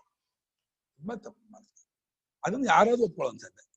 ನಿಜವಾಗಿಯೂ ಗುರುಭಕ್ತಿ ತೋರಿಸಿದ್ದಕ್ಕೆ ಈ ರೀತಿ ತರ ದ್ರೋಹ ಮಾಡೋದು ಬಿಡ್ತು ಅವರಿಗೆ. ಏನಂತ ಅದು ಆ ಒಂದು ವಿದ್ಯೆ ಬಂದ್ಬಿಟ್ರೆ ಬೇರೆ ವಿದ್ಯೆಯಿಂದ ಎಲ್ಲ ಪಾರಂಗತೆ ಅರ್ಜುನ್ ಹೊಡೆಯಕ್ಕೆ ಆಗಲ್ಲ ಅಂತ ಸರ. ಅರ್ಜುನಿಗೇನು ಅದು ಅವ್ನ ವಿದ್ಯೆ ಒಂದು ಇದ್ಬಿಟ್ರೆ ಅರ್ಜುನ್ ಅವ್ನು ಹೊಡೆಯಕ್ಕಾಗಲ್ಲ ಅಂತ ಸರ. ಪರಮೇಶ್ವರನ ಕಾಡ ಯುದ್ಧ ಮಾಡಿದನು ಅವನು. ಹಿರಣ್ಯಪುರವಾಸಿಗಳು ದೇವೇಂದ್ರನ ಇವರು ಹಿರಣ್ಯಪುರ ಅವ್ರ ಮೇಲೆ ಯುದ್ಧ ಮಾಡಿದವನು ಅರ್ಜುನ್ ಒಬ್ಬನೇ. ಕೃಷ್ಣನೂ ಎಲ್ಲ ಸಾರಥ್ಯ ಅಲ್ಲೇ, ಕೃಷ್ಣ ಸಾರಥಿ ಉತ್ತರ ಗೋಗ್ರಹಣದಲ್ಲಿ ಕೃಷ್ಣ ಇದ್ನ, ಒಬ್ಬನೇ ಎಲ್ಲ ಯುದ್ಧ ಮಾಡಿದ್ದ. ಅರ್ಜುನಿಗೇನು ಏಕಲವ್ಯ ಏನು ಮಹಾ ಅಡ್ಡ ಅಲ್ಲ. ಅರ್ಜುನ ಕೇಳ್ಕೊಂಡು ಗುರುಗಳ ಹತ್ರ ನನಗೂ ಆ ವಿದ್ಯೆ ಬೇಕು, ಶಿಷ್ಯ ವಿದ್ಯೆ ಬೇಕು, ಬಯಸೋದು ತಪ್ಪಲ್ಲಪ್ಪ. ಶಿಷ್ಯನ ಸ್ವಭಾವ ಅದು. ನನಗೂ ಆ ವಿದ್ಯೆ ಬೇಕು, ಯಾಕೆ ಬಯಸಲ್ಲ ಕೇಳ್ಕೊಂಡೋದಕ್ಕೆ ಅವ್ರು ಇದು ಮಾಡಿದ್ರು. ಬನ್ನಿಮ್ಮ. ಆದ್ರೆ ಅರ್ಜುನಿಗೆ ಮಾತ್ರ ಎಲ್ಲರೂ ಅರ್ಜುನಿಗೆ ಮಹಾ ಅಸೂಯೆ ಇತ್ತು. ಅರ್ಜುನ ಇದು ಮಾಡಂದ ಹೆಬ್ಬಟ್ ಕೇಳ್ದ. ಅರ್ಜುನ ಹೆಬ್ಬಟ್ ಕೇಳಲಿಲ್ಲ, ಕೆಲಸದ ಹೇಳಕ್ ಹೇಳಿಲ್ಲ. ಅರ್ಜುನ ವಿದ್ಯೆ ಕೇಳ್ದ. ಹಾಗಾಗಿ ಅರ್ಜುನ ಮಹಾ ಧರ್ಮಾತ್ಮ, ಮಾಶುಚ ಸಂಪದಂ ದೈವೀಂ. ಅರ್ಜುನಿಗೆ ದೈವಿ ಸಂಪತ್ತು, ಆಡು ಸಂಪತ್ತು ಭಗವಂತ ವಿಭಾಗ ಮಾಡ್ಬಿಟ್ಟಲ್ಲ. 2 ವಿಭಾಗ ಮಾಡಿದ್ಮೇಲೆ ಅರ್ಜುನಿಗೆ ಭಗವಂತ ನಮ್ದು ಯಾವ ಕ್ಯಾಟಗರಿ ಸೇರಿಸ್ಬಿಡ್ತಾನೋ ಏನೋ, ಆಸುರಿ ಸಂಪತ್ತನ್ನು ಕಳಪ ಅಂದ್ಬಿಡ್ತಾನ ಅಂತ ಆಯಿತು. ಮುಖ ನೋಡ್ಬಿಟ್ಟೆ ಭಗವಂತ ಯೋಚನೆ ಮಾಡ್ದ. ಯೋಚನೆ ಮಾಡಬೇಡ ಅರ್ಜುನ, ನೀನ್ ದೈವಿ ಸಂಪತ್ತಲ್ಲಿ ಹುಟ್ಟಿದ್ಯಾ ನೀನು, ಆ ಉತ್ತಮ ಅಧಿಕಾರಿ ನೀನು, ಯೋಗ್ಯ ಅಂತ ಭಗವಂತ ಸರ್ಟಿಫೈಡ್ ಮಾಡ್ತಿದ್ದಾನೆ. ಯಾರು ಸರ್ಟಿಫೈ ಮಾಡೋದಿರ್ಲಿ, ಭಗವಂತ ಕೂತ್ಕೊಂಡು ದೈವಿ ಸಂಪತ್ತಲ್ಲಿ ಹುಟ್ಟಿದೀಯಾ. ಅಷ್ಟೇ ಅಲ್ಲ, ಭಕ್ತೋಸಿಮೇ ಸಖಾ ಚೇತಿ. ಯಾರು ಹೇಳಿದ್ದ? ನೀ ನನ್ ಭಕ್ತ ಕಣಯ್ಯ ಅಂದ. ಭಗವಂತನ ಬಾಯಲ್ಲಿ ಭಕ್ತ ಅನ್ಸ್ಕೊಳಕ್ ಆಗತ್ತ? ಕೋಟ್ಯಾಂತರ ಜನ ಇದ್ದಾರೆ, ನಾನು ಭಗವದ್ ಭಕ್ತ ಅಂತ ಹೇಳ್ಕೊಳ್ಳೋರು. ಭಗವಂತ ನೀನ್ ಭಕ್ತ ಅಂತ ಹೇಳೋರು ಎಷ್ಟು ಜನ ಇದ್ದಾರೆ? ಭಗವಂತನ ಬಾಯಲ್ಲಿ ನೀನ್ ನನ್ ಭಕ್ತ ಕಣಯ್ಯ ಅಂದ, ನೀನ್ ನನ್ ಗೆಳೆಯ ಅಂದ್ರೆ ಇದಕ್ಕಿಂತ ಭಾಗ್ಯ ಬೇಕಮ್ಮ. ಎಂತ ಭಾಗ್ಯವಂತ ಅವನು. ಹಾಗಾಗಿ ಅವನು ಗುಣಾಧಿಕ, ಅವನು ಅತ್ಯಂತ ಗುಣಾಢ್ಯ, ಮಹಾ ಧರ್ಮಾತ್ಮ. ಅವನು ಧರ್ಮಾತ್ಮನಾದ ಗುಣಾಢ್ಯನಾದಂತಹ ಅರ್ಜುನನಿಗೆ ಹೇಳಿದ್ದಾದರೆ ಅವರು ಗೃಹೀತ, ಅವರು ಗ್ರಹಣೆ ಮಾಡಿದ್ದಾದ ಮತ್ತು ಅನುಷ್ಠಾನ ಮಾಡಿದ್ದಾದ ಧರ್ಮವೇನುಂಟೋ ಅದೇನಾಗುತ್ತೆ, ಪ್ರಚಯಂಗಮಿಷ್ಯತಿ. ಭಗವಂತನ ಬೇಕಾದ್ರೆ ಭಗವಂತನಿಗೆ ಏನಾಗ್ಬೇಕು, ಇಡೀ ಅವನಿ ಮಂಡಲ, ಅಖಂಡ ಭೂಮಂಡಲದಲ್ಲ ಅಧ್ಯಾತ್ಮ ವಿದ್ಯಾ ಪ್ರಚಾರ ಆಗ್ಬೇಕು. ಜಗತ್ತಿಗೆಲ್ಲ ಅಧ್ಯಾತ್ಮ ವಿದ್ಯೆ ಗೊತ್ತಾಗ್ಬೇಕು. ಇದನ್ನು ಯಾವುದನ್ನು ಹಿಡ್ಕೊಂಡ್ರೆ ಆಗತ್ತೆ ಭಗವಂತ ಆರಿಸ್ಕೊಂಡ. ಇವನನ್ನು ಹಿಡ್ಕೊಂಡ್ರೆ ಜಗತ್ತಿಗೆಲ್ಲ ನಾನು ತಾನೇ ಸ್ವಯಂ ಹೇಳ್ಬೋದಾಗಿತ್ತು, ತಾನೇ ಖುದ್ದಾಗಿ ಹೇಳ್ಬೋದು. ಆದ್ರೆ ಅರ್ಜುನ್ ನಿಮಿತ್ತೀಕೃತ್ಯ, ಅರ್ಜುನ್ ನಿಮಿತ್ತ ಮಾಡ್ಕೊಂಡು 3 ಲೋಕಕ್ಕೂ ಉಪದೇಶ ಮಾಡ್ದ. ಹಾಗಾಗಿ ಗುಣಾಧಿಕನಾದ ಗುಣಾಢ್ಯನಾದಂತಹ ಅರ್ಜುನನಿಂದ ಗೃಹೀತ, ಗ್ರಹಣೆ ಮಾಡಲ್ಪಟ್ಟದ್ದಾದರೆ ಮತ್ತು ಅನುಷ್ಠೀಯಮಾನಶ್ಚ, ಅನುಷ್ಠಾನ ಮಾಡಲ್ಪಟ್ಟದ್ದಾದರೆ ಆ ಧರ್ಮವು ಪ್ರಚಯಂ ಗಮಿಷ್ಯತಿ. ಪ್ರಚಯಂ ನಾಮ ಪ್ರಚಾರ, ಪ್ರಸಿದ್ಧಿ. ಚೈನೇ ಧಾತು, ಚಯತಿ ಪ್ರಕೃಷ್ಟ ಚಯ ಪ್ರಚಯ ಹರಡ್ಕೊಳ್ಳೋದು, ಸ್ಪ್ರೆಡ್ ಆಗೋದು. ಪ್ರಾಪಗೆಂಡ ಅಂತೀರ ನೀವು, ಪ್ರಾಪಗೆಂಡ ಇದನ್ನ ಪೂರ್ತಿ ಜಗತ್ತನ್ನ ವ್ಯಾಪಿಸ್ಕೋಬೇಕು. ಹೇಳಿ, ಭಗವದ್ಗೀತೆ ಸ್ವಮಹಿಮೆಯಿಂದ ಜಗತ್ತಿನ ಎಲ್ಲಾ ಭಾಷೆಯಲ್ಲೂ ತರ್ಜುಮೆ ಆಗಿದೆ ಗೊತ್ತಾ? ಬೈಬಲ್ಲು ಕುರಾನಿಗೆ ಕೋಟ್ಯಾಂತರ ಸುರಿತಾ ಇದ್ದಾರೆ ಆ ಮಿಷನ್ ಅವರು. ಬೈಬಲ್ಗೆ ಇದಕ್ಕೆ ಎಷ್ಟು ದುಡ್ಡು ಸುರಿತಾ ಇದ್ದಾರೆ ಅಂದ್ರೆ ಆ ಮಿಷನ್ ಕೋಟ್ಗಳು. ಭಗವದ್ಗೀತೆ ಸ್ವಮಹಿಮೆಯಿಂದ ಎಲ್ಲಾ ಭಾಷೆ ತರ್ಜುಮೆ ಆಗಿದೆ. ಅಷ್ಟೇ ಅಲ್ಲ, ಪ್ರತಿಯೊಬ್ಬರೂ ಭಗವದ್ಗೀತೆಯ ಒಂದು ಉಪದೇಶಕ್ಕೆ ಮನಸ್ಸೋತಿದ್ದಾರೆ. ಎಷ್ಟು ಜನ ವ್ಯಾಖ್ಯಾನ ಮಾಡಿದ್ರೆ ಗೊತ್ತಾ ಭಗವದ್ಗೀತೆಗೆ? ಎಲ್ಲಾ ವಿದ್ವಾಂಸರು ಭಗವದ್ಗೀತೆಯನ್ನ ಮೆಚ್ಚಿದವರೇ ವ್ಯಾಖ್ಯಾನ ಮಾಡಿದವರೇ. ಭಗವದ್ಗೀತೆ ಬಗ್ಗೆ ಇವತ್ತಿಗೂ ಪ್ರವಚನ ನಡೀತಾನೆ ಇದೆ, ಇವತ್ತಿಗೂ ಅದರ ಬಗ್ಗೆ ಲೇಖನ ನಡೀತಾನೆ ಇದೆ, ಇವತ್ತಿಗೂ ಅದರ ಪ್ರಚಾರ ಆಗ್ತಾನೆ ಇದೆ. ಎಷ್ಟು ಬಾಲಗಂಗಾಧರ ತಿಲಕ್ ಒಂದು ರೀತಿ ಮಾಡಿದ್ರು, ರಾಮಾನುಜಾಚಾರ್ಯ ಒಂದು ರೀತಿ ಬರೋದು, ಮುದ್ದಾಚಾರ್ಯರು ಒಂದು ಸರಿ ತಪ್ಪು ವಿಚಾರ ಹೇಳ್ತಿಲ್ಲ. ಎಷ್ಟು ಜನರಿಗೆ ಎಷ್ಟು ತರಹದ ಚಿಂತಾಮಣಿ ಅಂತ ತೋರಿದೆ ಅದು. ಭಗವದ್ಗೀತೆ ಒಂದು ಜಗತ್ತಿಗೆ ಚಿಂತಾಮಣಿ, ಸರ್ವತೋಮುಖವಾದಂತಹ ಮಣಿ ಅದು. ಯಾರ್ಯಾರು ಹೇಗೆ ನೋಡಿದ್ರು ಅವ್ರಿಗೆ. ಅಷ್ಟೇ ಅಲ್ಲ, ಅಲ್ಲಿ A to Z ಉಪದೇಶ ಇದೆ.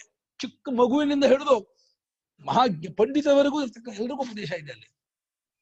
ಅಂತ ಇಲ್ಲಿ ಯಾವ ಗಣಪತಿ ಆಗಲಿ, ದೇವಿ ಆಗಲಿ, ರಾಮನಾಗಲಿ, ಶಿವನಾಗಲಿ ಯಾವುದನ್ನು ಇಟ್ಕೊಂಡಿಲ್ಲ. ಯಾವ ದೇವತಾ ವಿಚಾರ ಇರೋದು, ಯಾವ ಒಂದು ಮತಕ್ಕೆ ಮೀಸಲಾಗಿಲ್ಲ. ಒಂದು ಪಂಗಡಕ್ಕೆ, ಒಂದು ಮತಕ್ಕೆ, ಒಂದು ಜನಾಂಗಕ್ಕೆ, ಒಂದು ಕಾಲಕ್ಕೆ, ಒಂದು ದೇಶಕ್ಕೆ ಸೀಮಿತವಾಗದೆ ಯೂನಿವರ್ಸಲ್ ಆಗಿರ್ತಕ್ಕಂಥ ವಿಚಾರ. ಹಾಗಾಗಿ ಈ ಭಗವದ್ಗೀತೆ ಎಲ್ಲರೂ ಮನಸ್ಸು. ಪಾಶ್ಚಾತ್ಯರು ಎಷ್ಟು ಕೊಂಡಾಡ್ತಾರೆ ಗೊತ್ತಾ? ಅಯ್ಯೋ ಎಷ್ಟು ಕೊಂಡಾಡ್ತಾ ಇದ್ದಾರೆ ಅಂದ್ರೆ, ಅದಕ್ಕೆ ಭಗವದ್ಗೀತಾ ಶಬ್ದಕ್ಕೆ ಅರ್ಥ ಏನ್ ಗೊತ್ತಾ? ಭಗವತೀ ಚ ಸಾ ಗೀತಾ ಅಂತ ಭಗವದ್ಗೀತಾ, ಗೀತೆಯೇ ಭಗವತ್ ಸ್ವರೂಪ ಅಂತ. ಇನ್ನು ಭಗವಂತಂ ಪ್ರತಿ ಉಕ್ತ ಗೀತಾ, ಭಗವಂತನನ್ನು ಕೂತಿ ಹೇಳಿದ್ದಾದ. ಮೂರನೇದು ಪ್ರಸಿದ್ಧ ಭಗವತಾ ಉಕ್ತ ಗೀತಾ, ಸಾಕ್ಷಾತ್ ನಾರಾಯಣ ಹೇಳಿದಂತಹ ಗೀತೆ, ಭಗವಂತನಿಗಾಗಿಯೇ ಇರ್ತಕ್ಕದ್ದು ಭಗವತಿಯೇ ಗೀತಾ. ಮತ್ತು ಭಗವಂತನಿಂದ ಬಂದ ಉಪಾದಾನ ಕಾರಣ, ಭಗವಂತನೇ ಗೀತಾ ರೂಪದಲ್ಲಿದ್ದಾನೆ ಅಂತ. ಹಿಮಾಲಯದಿಂದ ಹೇಗೆ ಗಂಗೆ ಬಂದಿದ್ದು, ಭಗವತಃ ಪಂಚಮಿ ಭಗವತ್ ಸಂಬದ್ಧವಾದ ಗೀತ. ಭಗವತಿ ಭಗವಂತನಲ್ಲಿ, ಭಗವದ್ ವಿಷಯದಲ್ಲಿ ಹೊರಟೋ ಗೀತೆ. ಸಪ್ತವಿಭಕ್ತಿ ಹೊರಡುತ್ತೆ ಇದಕ್ಕೆ. ಭಗವದ್ಗೀತಾ ಅನ್ನೋದಕ್ಕೆ 7 ಸಮಾಸವನ್ನು ಮಾಡ್ಬೋದು. ಭಗವದ್ಗೀತಾಗಿ ಕರ್ಮಧಾರ್ಯ, ದ್ವಿತೀಯಾತ ಪುರುಷ, ತೃತೀಯಾತ ಪುರುಷ, ಹಾಗ ಎಲ್ಲ ಷಷ್ಠಿ ಪುರುಷ. ಅದ್ಭುತವಾದ ಗೀತೆ ಇದೆ. ಅದರಲ್ಲೂ ಅಷ್ಟು ಗುಣ ಇದೆ. ಆ ಗೀತೆಯೇ ಸ್ವಯಂ ಷಡ್ಗುಣೇಶ್ವರ ಸಂಪನ್ನವಾಗಿದೆ. ಆ ಜ್ಞಾನ ಅಷ್ಟು ಮಹತ್ವವಾಗಿದೆ. ಹಾಗಾಗಿ ಈ ಧರ್ಮವು ಪ್ರಸಯವಾಗುತ್ತೆ ಎಂಬ ಕಾರಣಕ್ಕಾಗಿ ಅರ್ಜುನನಿಗೆ ಪರಮಾತ್ಮ ಉಪದೇಶ ಮಾಡ್ದ. ತನ್ಧರ್ಮಂ ಭಗವತಾ ಯಥೋಪದಿಷ್ಟಂ ಧರ್ಮಜ್ಞೋ ಭಗವಾನ್ ವೇದವ್ಯಾಸಃ. ತನ್ಧರ್ಮಂ ಭಗವತಾ ಯಥೋಪದಿಷ್ಟಂ ವೇದವ್ಯಾಸಃ ಸರ್ವಜ್ಞೋ ಭಗವಾನ್. ಗೀತಾಖ್ಯೈಃ ಸಪ್ತಭಿಶ್ಲೋಕಶತೈಃ ಉಪನಿಬಬಂಧ. ಗೀತಾಖ್ಯೈಃ ಸಪ್ತಭಿಶ್ಲೋಕಶತೈಃ ಉಪನಿಬಬಂಧ. ಯಥೋಪದಿಷ್ಟಂ ಭಗವತಾ ಯಥೋಪದಿಷ್ಟಂ. ಅಲ್ಲಿ ಭಾಷ್ಯಕಾರರು ಎಷ್ಟು ಇದಾಗಿ ಬಿಡ್ತಾ ಇದ್ದಾರೆ ಅಂದ್ರೆ, ವೇದವ್ಯಾಸರು ಒಂದು ಚಕಾರ್ಥಕರು ಸೇರಿಸಿಲ್ಲ ಇಲ್ಲಿ ಅಂತ. 700 ಶ್ಲೋಕದಲ್ಲಿ ಮೊದಲು ಶೋಕಮೋಹನ ಮೊದಲನೇ ಬಿಡಿ, ಉಪದೇಶ ಶುರು ಆಗೋದೇ 11ನೇ ಶ್ಲೋಕದ 2ನೇ ಅಧ್ಯಾಯದ್ದು. ಅಲ್ಲಿಂದ ಮುಂದಕ್ಕೆ ವೇದವ್ಯಾಸರು ತಮ್ಮ ಒಂದು ಸ್ವಂತ ಅಭಿಪ್ರಾಯ ಯಾವುದನ್ನು ಸೇರಿಸಿಲ್ಲ ಅವರು. ಭಗವತ ಯಥಾ ಉಪದಿಷ್ಟಂ, ಪರಮಾತ್ಮನು ಯಾವ ರೀತಿ ಅರ್ಜುನಿಗೆ ಉಪದೇಶ ಮಾಡಿದನೋ, ಉಪದೇಶ ಮಾಡುವಾಗ ವಾಕ್ಯ ರೂಪದ ಉಪದೇಶ, ಸಂವಾದ ರೂಪದ ಉಪದೇಶ, ಇವತ್ತು ಶ್ಲೋಕ ರೂಪ ಉಪದೇಶ ಅಲ್ಲ. ಉಪದೇಶ ಹೇಗೆ? ವಾಕ್ಯ ರೂಪ, ಸಂವಾದ ರೂಪ. ಸಂವಾದ ರೂಪದ ಉಪದೇಶವಾಗಿರ್ತಕ್ಕಂಥದನ್ನ ಚಕಾರ ತುಕಾರ ಬಿಡದೆ ಅಷ್ಟನ್ನು ಕೂಡ ಶ್ಲೋಕ ರೂಪದಲ್ಲಿ ಇಟ್ಟರು ಅವರು. ಸರ್ವಜ್ಞೋ ಭಗವಾನ್ ವೇದವ್ಯಾಸ ಅವ್ರಿಗೆ ಹಾಕಿದ್ರು ಭಾರತೀಯ ಶಂಕರಾಚಾರ್ಯರು. ವೇದವ್ಯಾಸರಿಗೆ ಸರ್ವಜ್ಞರು ಮತ್ತು ಭಗವಂತರು, ಷಡ್ಗುಣೇಶ್ವರ. ಯಾಕೆ? ವ್ಯಾಸಾಯ ವಿಷ್ಣು ರೂಪಾಯ. ವ್ಯಾಸರೂಪ, ವ್ಯಾಸರನ್ನ ಯಾರ? ಎಷ್ಟೋ ಜನ ವ್ಯಾಸರ ಕೆಲವು ಚರಿತ್ರೆ ತಗೊಂಡು ಏನು ನಿಯೋಗ ಮಾಡಿದ್ರು, ಸರಿ ನಾವುದು ವ್ಯಾಸರ ಯೋಗ್ಯ, ಅವ್ರ ಮಾತಾಡೋ ಯೋಗ್ಯತೆ ನಮ್ಗೆ. ಅವ್ರು ಎಂಥವ್ರು? ಅವರು ಹುಟ್ಟಿದಾಗ್ಲೇನೆ ನಡ್ಕೊಂಡು ಹೊರಟೋದ್ರು. ಅವ್ರೇನು ಬಾಲ್ಯಾವಸ್ಥೆ ಶೈಶವಾವಸ್ಥೆ ಮಾಡ್ಲಿಲ್ಲ ಅವರು. ಅಷ್ಟೇ ಅಲ್ಲ, ಅಪಾಂತರತಮಾನಮ ವೇದಾಚಾರ್ಯ ಕಲಿದ್ವಾಪರ ಸಂಧೌ ಕೃಷ್ಣದ್ವೈಪಾಯನೇತಿ ಸಂಬಭೂವ. ಸಾಕ್ಷಾತ್ ವೇದಾಚಾರ್ಯ ಅವರು. ಅವರು ಜಗತ್ತಿನ ಈ ಇಲ್ಲಿನ ವೇದವನ್ನ, ಇದನ್ನ ಶಾಖೋಪಶಾಖವನ್ನ ಉಳಿಸಬೇಕು ಅಂತ ಹೇಳಿ ಹಂಚೋಕೋಸವಾಗಿ ಅವರು ಕೃಷ್ಣದ್ವೈಪಾಯನ ಅವತಾರ ಮಾಡಿದ್ರು. ಹಾಗಾಗಿ ಸ್ವಯಂ ನೈಷ್ಠಿಕ ಬ್ರಹ್ಮಚಾರಿಗಳು, ಸರ್ವಜ್ಞ ಕಲ್ಪರು. ಅಂಥ ವೇದವ್ಯಾಸರು ಸರ್ವಜ್ಞನಾಗಿದ್ದು ಅದನ್ನ ಭಗವಂತ ಯಾವ ರೀತಿ ಹೇಗೆ ಅರ್ಜುನ ಉಪದೇಶ ಮಾಡಿದ್ನೋ ಅದನ್ನೇ ಸಪ್ತಭಿ ಶ್ಲೋಕ ಶತೈಹಿ 700 ಶ್ಲೋಕಗಳಿಂದ ಸಂಸ್ಕೃತ 700 ಸಪ್ತಶತ ಅಂತ ಹೇಳಲ್ಲ. ಏನ್ ಹೇಳ್ತಾರೆ? ಯಾಕಂದ್ರೆ ಸಂಖ್ಯೆ ಸಮಾಸ ಇಲ್ಲ. ಏಕವಿಂಶತ್ಯಾ ಮಾಶೈ ಏಕವಿಂಶ ಮಾಶಿ ಅಂತ ಹೇಳ್ಬೋದು. ಸಂಖ್ಯೆ ಸಮಾಸ ಇಲ್ಲ. ಹಾಗೆ ಅದು ಸಪ್ತಭಿ ಶ್ಲೋಕಶತೈ ಸಪ್ತ ಶ್ಲೋಕಶತೈ ಅಂತ ಹೇಳಲ್ಲ, ಸಪ್ತಶತ ಅಂತ ಹೇಳಲ್ಲ. 700 ಶ್ಲೋಕಗಳಿಂದ ಅವರು ದುರ್ಗಾ ಸಪ್ತಶತಿ ಅನ್ನೋದು ಇದು ಮಾಡ್ಬಿಟ್ಟಿದ್ದಾರೆ. ಬಹುರಿ ಸಮಾಸ ಮಾಡಿ ಅದು ಲೌಕಿಕ ವಿಗ್ರಹ ಮಾಡಿರೋದು. ಇದಕ್ಕೆ ಇದು ಸಮಾಸ ಇಲ್ಲ. ಸಂಖ್ಯೆ ಹಾಗೆ ಸಂಖ್ಯೆ ಸಮಾಸ ಬರೋದು ಸಂಖ್ಯೆ ಇದ್ದಾಗ ಮಾತ್ರ. ಇದು ಸಪ್ತಋಷಿ ಹೌದು. ಆಮೇಲೆ ಇದು ಪಂಚವಟಿ ಸಂಜ್ಞೆ ಇದ್ದ ಉಂಟು. ದಿಕ್ ಸಂಖ್ಯೆ ಸಂಜ್ಞಾಯ ಮತ್ತೆ ಸೂತ್ರ ಮಾಡಿದ್ದಾರೆ ಪ್ರಾಣಿಗಳು. ಸಂಜ್ಞೆ ಇದ್ದಾಗ ಮಾತ್ರ ಸಪ್ತಋಷಿಗಳು, ಪಂಚವಟಿ, ತ್ರೈಲೋಕ್ಯ, ತ್ರಿಲೋಕ ಅದು ಬರುತ್ತೆ. ಸಂಜ್ಞೆ ಇದೆ. ಆದ್ರೆ ಇಳಿದು ಹೋದ್ರೆ ಸಮಾಸ ಮಾಡೋ ಹಾಗಿಲ್ಲ. ಈ ಸಪ್ತಶತಿ ಅಂತ ಅನ್ನೋದನ್ನ ಏನ್ ಮಾಡಿದ್ರು, ದುರ್ಗಾ ಸಪ್ತಶತಿ ಅನ್ನೋದನ್ನ ಸಂಜ್ಞೆ ಮಾಡ್ಕೋಬೇಕಷ್ಟೆ. ಸಂಜ್ಞೆ ಮಾಡ್ಕೋಬೇಕಾಗ ಅಂದ್ರ ಸಪ್ತ ಶತಂ ಯಸ್ಯಾಂ ಯಸ್ಯಾಂ ಸ್ತ್ರೀಲಿಂಗ ವಿಷಯ ಶತೀ ಆಗಬೇಕಲ್ಲ. ದೇವ್ಯಾಂ ಯಸ್ಯಾಂ ದೇವ್ಯಾಂ ಸಂಬಂಧ ಸಪ್ತಶತಿ. ಯಾವ ದೇವಿಗೆ ಸಂಬಂಧಪಟ್ಟದ್ದಾಗಿದೆಯೋ 700 ಅದು ಸಪ್ತಶತಿ ಅನ್ನೋದು. ದೇವಿಗೆ ಸಂಬಂಧಪಟ್ಟದ್ದಾಗಿರೋ 700 ಅಂತ ಮಾಡ್ಕೋಬೇಕಾಗತ್ತೆ. ಸಪ್ತಶತಾನಿ ಶತಾನಿ ಸಪ್ತಶತಾನಿ ಆಯ್ತು, ಸಪ್ತಶತೀ ಆಗಲ್ಲ.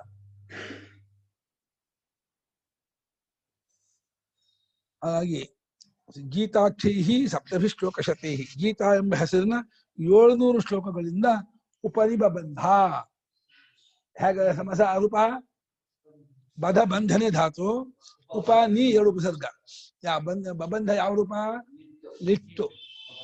ಲಟ್ಟು ಹೇಗೆ?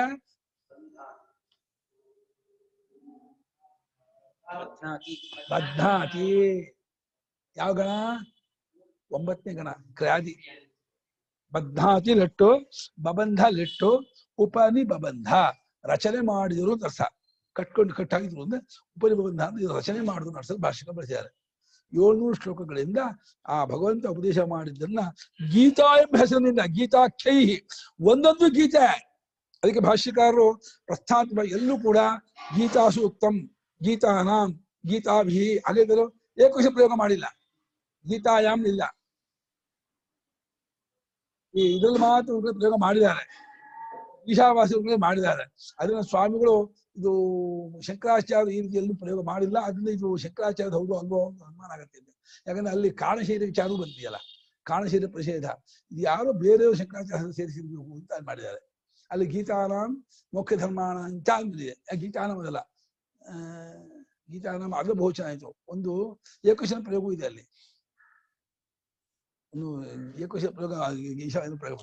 ಸಾಮಾನ್ಯ ಭಗವದ್ಗೀತೆಯಲ್ಲಿ ಬೇರೆ ಕಡೆ ಬೃಹದಾರಣ್ಯಕ ಎಲ್ಲಾ ಕಡೆ ಇರುವೆ ಬಹುಚನ ಪ್ರಯೋಗವೇ ಮಾಡುವ ಶಂಕರಾಚಾರ್ಯರು. ಸೂತ್ರವಾಸಿಗಳು ಅಷ್ಟೇ. ಗೀತಾ ಶುಚ ಉತ್ತಮ ಅಂತ ಅಂತಾರೆ, ಗೀತಾಯಾಮ್ ಉತ್ತಮ ಅಂತ ಹೇಳಿಲ್ಲ. ಯಾಕೆಂದ್ರೆ ಒಂದೊಂದು ಶ್ಲೋಕವು ಗೀತೆಯೇ ಆದ್ರಿಂದ ಅದು ಕಲೆಕ್ಟಿವ್ ನೋನು. ಕಲೆಕ್ಟಿವ್ ನೋನು ಯಾವಾಗಲೂ ಪ್ಲೂರಲ್ ಇರುತ್ತೆ. ಹೇಗೆ ಪೀಪಲ್ ಅನ್ನೋದು ಏಕವಚನ ಇಲ್ವೋ, ಪೀಪಲ್ ಅನ್ನೋದು ಯಾವಾಗಲೂ ಬಹುವಚನ ತಾನೆ. ಪೀಪಲ್ಸ್ ಅಂತ ಹೇಳ್ತೀರಾ ಬಹುವಚನಕ್ಕೆ, ಪೀಪಲ್ಸ್ ಇಲ್ಲ ಅಲ್ವಾ, ಪೀಪಲ್ ಐತಾನೆ. ಹಾಗೆ ನೀರು ಅನ್ನೋದು ಜಲಮ್, ಅದು ಜಲಮ ಏಕವಚನ ಉಂಟು ಅಲ್ಲಿ ಇದರ ಅರ್ಥದಲ್ಲಿ. ಅದು ಆಪಹ ಅನ್ನೋದು ಮಾತ್ರ ಬಹುವಚನವೇ. ಎಷ್ಟಾಯ್ತು? ಟೈಮ್ ಆಯ್ತಾ? ಗೀತಾಶಾಸ್ತ್ರಂ ತದಿದಂ ಗೀತಾಶಾಸ್ತ್ರಂ ಸಮಸ್ತ ವೇದಾರ್ಥ ಸಾರ ಸಂಗ್ರಹಭೂತಂ ಸಮಸ್ತ ವೇದಾರ್ಥ ಸಾರ ಸಂಗ್ರಹಭೂತಂ ದುರ್ವಿಜ್ಞೇಯಾರ್ಥಂ. ದುರ್ವಿಜ್ಞೇಯಾರ್ಥಂ. ಈ ಗೀತಾಶಾಸ್ತ್ರವು ಯಾವ? ಈ ಸರ್ವಜ್ಞನಾದ ಭಗವಂತನ ಹೇಳಿದ್ದಾದ, ಸರ್ವಜ್ಞರಾದ ವೇದವ್ಯಾಸರು ಶ್ಲೋಕ ಪ್ರದರ್ಶನ ಮಾಡಿದ್ದಾದ ಆ ಗೀತಾಶಾಸ್ತ್ರ ಉಂಟಲ್ಲ, ಅದು ಸಮಸ್ತ ವೇದಾರ್ಥ ಸಾರ ಸಂಗ್ರಹ. ಸಮಸ್ತ ವೇದಗಳು ಎಷ್ಟು ವೇದಗಳು? 4 ವೇದಗಳು. ಆ ವೇದಗಳ ಅರ್ಥ ಏನು? ಕರ್ಮ, ಉಪಾಸನೆ, ಜ್ಞಾನ. ಅದರ ಸಾರ ಯಾವುದು? 3ರಲ್ಲಿ ಜ್ಞಾನ ಮೋಕ್ಷ ಮೋಕ್ಷ ಜ್ಞಾನದಿಂದ ಸಮಸ್ತ ವೇದಗಳು 4 ವೇದಗಳು, ಅದರ ಸಾರ ಕರ್ಮ. ಸಮಸ್ತ ಅರ್ಥನೇ 4, ವೇದಗಳು 4, ಅದರ ಅರ್ಥ ಅಂದ್ರೆ ಕರ್ಮ ಉಪಾಸನೆ ಜ್ಞಾನ, ಅದರ ಅರ್ಥ, ಅದರ ಸಾರ ಜ್ಞಾನ, ಅದರಲ್ಲೂ ಸಂಗ್ರಹವಾಗಿ. ಇಲ್ಲಿ ಇದರಲ್ಲಿ ಭಗವದ್ಗೀತೆಯಲ್ಲಿ ಪಂಚಕೋಶ ಪ್ರಕ್ರಿಯೆ ಇಲ್ಲ, ಅವಸ್ಥಾತ್ಮ ಪ್ರಕ್ರಿಯೆ ಇಲ್ಲ, ಅದು ಎಲ್ಲ ವಾಕ್ಯಾರ್ಥ ವಿಚಾರಗಳು ಹೇಳಲ್ಲ. ಆತ್ಮಜ್ಞಾನವನ್ನು ಸಂಗ್ರಹವಾಗಿ ಹೇಳ್ತಾ ಇರೋದು ಅಂತ ಇದ್ದಾರೆ ಸ್ವಾಮಿ ಭಾಷ್ಯಕಾರರು. ಎಷ್ಟು ಚೆನ್ನಾಗಿ ನೋಡಿ, ಸಮಸ್ತ ವೇದಗಳು 4 ವೇದಗಳು, ಅದರ ಅರ್ಥ ಅಂದ್ರೆ ಕರ್ಮ ಉಪಾಸನೆ ಜ್ಞಾನ, ಅದರಲ್ಲೂ ಸಾರವಾದದ್ದು ಜ್ಞಾನ, ಆ ಜ್ಞಾನವನ್ನು ಸಂಗ್ರಹವಾಗಿ ಅಭ್ಯುಜ ಮಾಡಿ ಸಂಕ್ಷಿಪ್ತ ಮಾಡಿಕೊಂಡು ಹೇಳ್ತಾ ಇರುವಂತಹ ಗ್ರಂಥ ಇದು. ಆದರೂ ದುರ್ವಿಜ್ಞೇಯ ಅರ್ಥಂ, ಇದು ಬಹಳ ಮುಖ್ಯವಾದ ಪದ. ದುರ್ವಿಜ್ಞೇಯ ದುಃಖೇನ ವಿಜ್ಞಾತುಂ ಶಕ್ಯ ದುರ್ವಿಜ್ಞೇಯ, ದುರ್ವಿಜ್ಞೇಯಶ್ಚಾಸು ಅರ್ಥಶ್ಚ ತಂ ಶಾಸ್ತ್ರಂ ತಾನೆ. ದುರ್ವಿಜ್ಞೇಯ ಅರ್ಥ ಯಸ್ಯ ತತ್ವ ಮಾಡ್ಬಿಡು. ದುಃಖೇನ ವಿಜ್ಞಾತುಂ ಶಕ್ಯ ದುರ್ವಿಜ್ಞೇಯ, ದುರ್ವಿಜ್ಞೇಯ ಅರ್ಥ ಯಸ್ಯ ತತ್ವ ಯಸ್ಯ ಕಸ್ಯ ಶಾಸ್ತ್ರಸ್ಯ ತದಂ ಗೀತಾಶಾಸ್ತ್ರಂ ದುರ್ವಿಜ್ಞೇಯ ಅರ್ಥಂ, ಕಷ್ಟಪಟ್ಟು ತಿಳಿದುಕೊಳ್ಳಬೇಕಾದ ಅರ್ಥವುಳ್ಳದ್ದು ಅಂತ ಭಾಷ್ಯಕಾರರು. ಶ್ಲೋಕ ಅನುಷ್ಠು ಛಂದಸ್ಸು ಯಾವುದೋ ಭಗವದ್ಗೀತೆ ಶ್ಲೋಕ, ಭಾಗವತದಂತೆ ಆ ಸೃಷ್ಟು ಛಂದಸ್ಸು ಜಗತಿ ಛಂದಸ್ಸೆಲ್ಲ ಇಲ್ಲ, ಪೃಷ್ಠ ಪದ ಪ್ರಯೋಗ ಇಲ್ಲ. ಆದರೂ ಕೂಡ ಇದಕ್ಕೆ ಎಷ್ಟು ಅರ್ಥ ಮಾಡಿದ್ದಾರೆ ಗೊತ್ತಾ? ಶಂಕರಾಚಾರ್ಯ ಕಾಲಕ್ಕೆ, ಆಮೇಲೆ ಇಲ್ಲಿ ತಿಲಕರು ಮಾಡಿದ್ದು, ಮಧ್ವಾಚಾರ್ಯ ಮಾಡಿದ್ದು, ರಾಮಾನುಜ ಆಮೇಲೆ ಮಾಡಿದ್ದು. ಶಂಕರಾಚಾರ್ಯರ ಕಾಲಕ್ಕೆ ಅವರ ಹಿಂದೇನೆ ಇದಕ್ಕೆ ಕರ್ಮವನ್ನು ಹೇಳುತ್ತೆ ಅಂತ, ಜ್ಞಾನಕರ್ಮ ಸಮುಚ್ಚಯ ಹೇಳುತ್ತೆ ಅಂತ, ಆಮೇಲೆ ಪ್ರಸಂಖ್ಯಾನ ಹೇಳುತ್ತೆ ಅಂತ, ಆಮೇಲೆ ನಿಯೋಗವನ್ನು ಹೇಳುತ್ತೆ ಅಂತ ಅಷ್ಟವಾದಿಗಳಿದ್ರು ಶಂಕರಾಚಾರ್ಯ ಕಾಲಕ್ಕೆ. ವೇದ ಉಪನಿಷತ್ತೆಲ್ಲ ಏನ್ ಹೇಳುತ್ತೆ, ಗೀತೆ ಏನ್ ಹೇಳುತ್ತೆ ಅಂತ. ಇದರ ಅರ್ಥ ಬಹಳ ದುರ್ವಿಜ್ಞೇಯ, ಬಹಳ ಕಷ್ಟಪಟ್ಟು ಗೊತ್ತು ಮಾಡಿಕೊಳ್ಳಬೇಕಾದದ್ದು. ಯಾಕೆ ಅಂದ್ರೆ ಅವರೇ ಹೇಳ್ತಿದ್ರಲ್ಲ, ತದರ್ಥಾವಿಷ್ಕರಣಾಯ ಅನೇಕೈಹಿ ವಿವೃತ ಪದ ಪದಾರ್ಥ ವಾಕ್ಯಾರ್ಥ ನ್ಯಾಯಮಪಿ ವಿವೃತ ಪದ ಪದಾರ್ಥ ವಾಕ್ಯಾರ್ಥ ನ್ಯಾಯಮಪಿ ಅತ್ಯಂತ ವಿರುದ್ಧಾನೇಕಾರ್ಥತ್ವೇನ ಲೌಕಿಕೈರ್ಗೃಹ್ಯಮಾನಮುಪಲಭ್ಯ ಅಹಂ ವಿವೇಕತಃ ಅರ್ಥ ನಿರ್ಧಾರಣಾರ್ಥಂ ಸಂಕ್ಷೇಪತೋ ವಿವರಣಂ ಕರಿಷ್ಯಾಮಿ.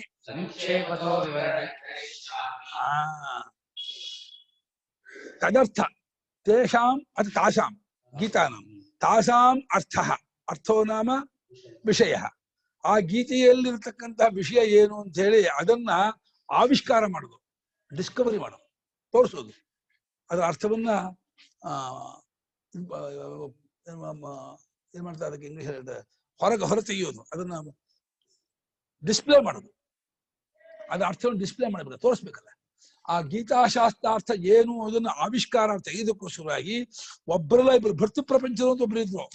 ಅವರ ಅರ್ಥವನ್ನು ಶಂಕರಾಚಾರ್ಯ ಅನುವಾದ ಮಾಡ್ತಾರೆ ಎಲ್ಲ ಕಡೆಯಲ್ಲಿ. ಇದೇನು ಅರ್ಥ ಮಾಡೋದು ಅಂತ ಅವ್ರು ಏನ್ ಮಾಡಿದ್ದಾರೆ, ಅನೇಕರು ಅಂದ್ರೆ ಒಬ್ಬರಲ್ಲ 10,000 ಜನ ಎಲ್ಲರೂ ಶ್ಲೋಕವನ್ನು ತಗೊಳ್ತಾರೆ, ಆಮೇಲೆ ಪದಚ್ಛೇದ ಮಾಡ್ತಾರೆ, ಪದಚ್ಛೇದ ಮಾಡಿ ಪದಾರ್ಥ ಹೇಳ್ತಾರೆ.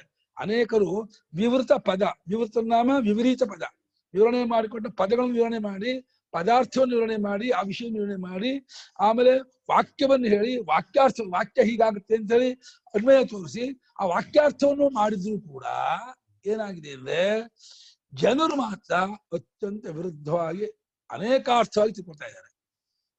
ಒಬ್ರಿಗೊಬ್ರಿಗೂ ವಿರುದ್ಧ. ಅವ್ರು ಹೇಳಿದ ಇವರೊಪ್ಪಲ್ಲ, ಇವ್ರು ಹೇಳಿದ ಅವರೊಪ್ಪಲ್ಲ. ಒಂದೇ ಶ್ಲೋಕಕ್ಕೆ ಅನೇಕ ಜನ ಇವರು ಕರ್ಮಣ್ಯೇವಾಧಿಕಾರಸ್ಥೆ ಅನ್ನೋದೇ ಬಹಳ ಮುಖ್ಯವಾದ ವಾಕ್ಯ ಗೀತೆಯಲ್ಲಿ ಅಂತ ಮೀಮಾಂಸಕರು ಅದನ್ನೇ ಹೇಳ್ಬೋದು. ಭಗವಂತ ಏನ್ ಮಾಡಿಸ್ದ ಅರ್ಜುನ ಹತ್ರ, ಕೊನೆಗೆ ಉಪಸಂಹಾರ ಏನೋ ಕರಿಷ್ಯೆ ವಚನಂತವ ಅಂದ ಅರ್ಜುನ. ಅದರಿಂದ ಕರ್ಮ ಮಾಡಿಸೋಕೆ ಪರಮಾತ್ಮ ಹೊರಟಿದ್ದು ಗೀತೆಯಲ್ಲಿ, ಕರ್ಮವೇ ಪ್ರಧಾನ ಅಂತ. ಇಲ್ಲ ಭಕ್ತ್ಯಾ ಮಾಮ ವಿಜಾನಾತಿ ಮನ್ಮನಾ ಭವದ್ಭಕ್ತು ಮಜ್ಜಾಜೀದ್, ಭಕ್ತಿಯನ್ನು ಹೇಳ್ತಾ ಇದ್ದಾನೆ, ಭಕ್ತಿಯನ್ನು ಹೇಳ್ತಾ ಇರೋ ಶಾಸ್ತ್ರ ಅಂತ ಒಬ್ರು. ಇಲ್ಲ ಜ್ಞಾನಕರ್ಮ ಸಮುಚ್ಚಯನ್ನು ಹೇಳ್ತಾ ಇದೆ ಅಂತ ಹೇಳಿ ಭಗವಂತ ಅದನ್ನು ಕೂಡ ಕೆಲವು ಶ್ಲೋಕಗಳಿಂದ ಮಾಡಿದ್ದಾನೆ.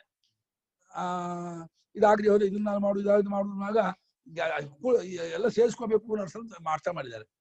ಈ ಜ್ಞಾನಕರ್ಮ ಸಮುಚ್ಚಯ ಕೇವಲ ಕರ್ಮ, ಕೇವಲ ಭಕ್ತಿ, ಇನ್ನು ಕೆಲವು ಯೋಗ ಪರಾರ್ಥ ಅರ್ಥ ಮಾಡಿದ್ದಾರೆ. ಯೋಗ ಪರಾರ್ಥವಾಗಿ ಸಾಂಖ್ಯ, ಹೀಗೆ ಅತ್ಯಂತವಾಗಿ ಏನು ಬಹಳವಾಗಿ ವಿರುದ್ಧವಾದ ಅನೇಕವಾದ ಅರ್ಥ, ವಿರುದ್ಧವಾದ ಅನೇಕಾರ್ಥವಾಗಿ ಜನರು ಸ್ವೀಕಾರ ಮಾಡ್ತಾ ಇರೋದು ನಾನು ಕಂಡವನಾಗಿ. ನಾನು ಅಂದ್ರೆ ಯಾರು? ಶಂಕರಾಚಾರ್ಯ ಕೂತಿದ್ದಾರೆ. ನೋಡಿದೆ ಏನಿದು ಗೀತೆಗೆ ಹೀಗೆ ಅರ್ಥ ಮಾಡ್ತಿದ್ದಲ್ಲ, ಒಬ್ಬೊಬ್ರು ಒಂದು ಅರ್ಥ ಮಾಡ್ತಿದ್ದಾರೆ. ಒಬ್ಬೊಬ್ರಿಗೆ ಆದ್ರೆ ಇಲ್ಲ ಇದೇ ಅರ್ಥ ಅಂತ, ಇಲ್ಲ ಅರ್ಥ. 10 ಜನ 10 ಅರ್ಥ ಮಾಡಿ ಲೋಕದವ್ರು ಯಾವ್ದನ್ನ ಸರಿ ನಿಂತ್ಕೋಬೇಕು?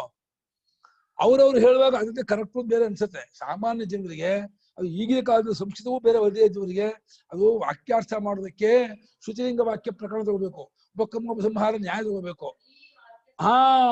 ಉಪಕ್ರಮೋಪಸಂಹಾರ ತಿಳ್ಕೊಳ್ದೇನೆ, ಶ್ರುತಿಲಿಂಗ ವಾಕ್ಯ ತಗೊಳ್ದೇನೆ ಪ್ರಕರಣ ವಿಭಾಗ ಮಾಡ್ಕೊಳ್ಳಿ ಅರ್ಥ ಮಾಡಕ್ ಆಗಲ್ಲ.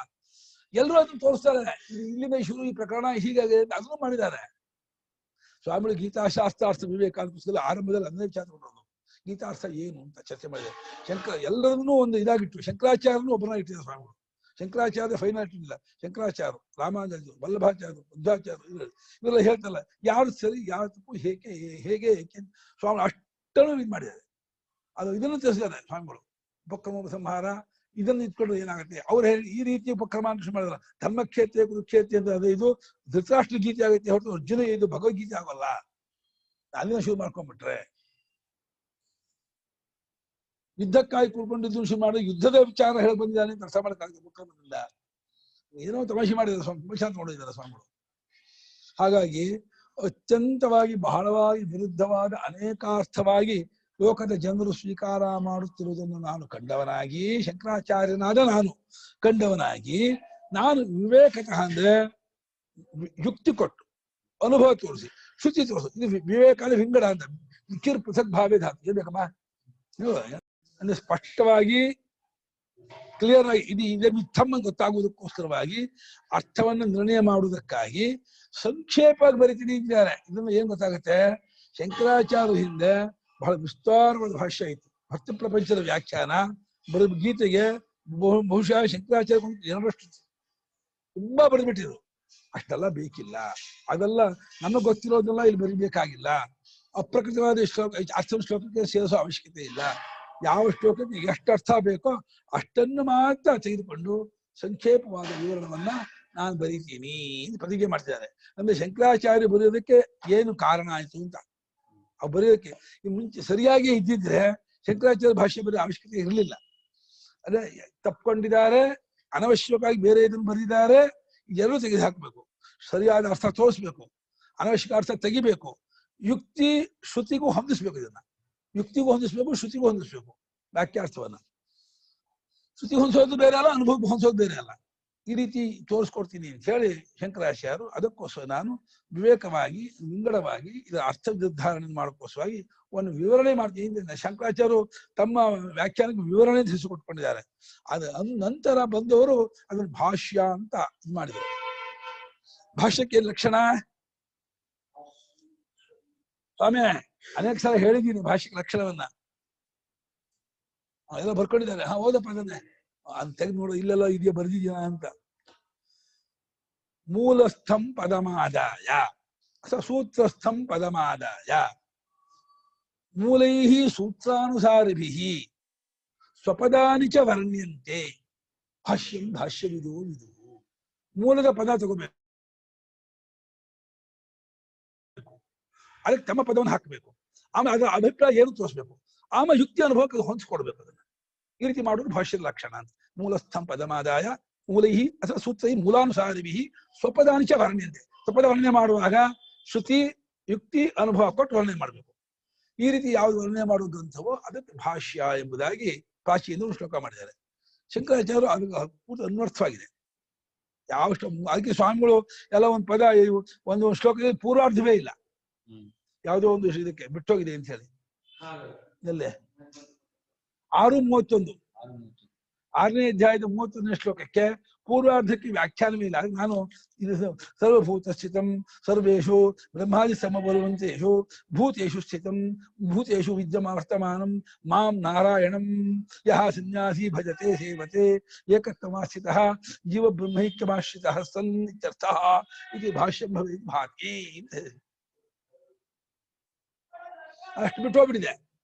ಸ್ವಾಮಿ ಟಿಪ್ಪಣಿ ಕೊಟ್ಟಿದ್ದಾರೆ. ಇದು ಅದು ಎಷ್ಟು ಸೂಕ್ಷ್ಮವಾಗಿ ನೋಡಿದರೆ ಗೀತೆಯ ಚಕಾರ ತುಕಾರವನ್ನು ಬಿಡದೆ ನೋಡಿ ಇದಕ್ಕೆ ಏನ್ ಅರ್ಥ ಮಾಡಿದರೆ ಯಾವ ಅರ್ಥ ಹೊಂದತ್ತೆ, ಯಾಕಿದೆ ಮಾಡಿದ ಹಿಂಕಾಚಾರ ಅಂತ ಅದು ಮಾಡ್ಬಾರ್ದು.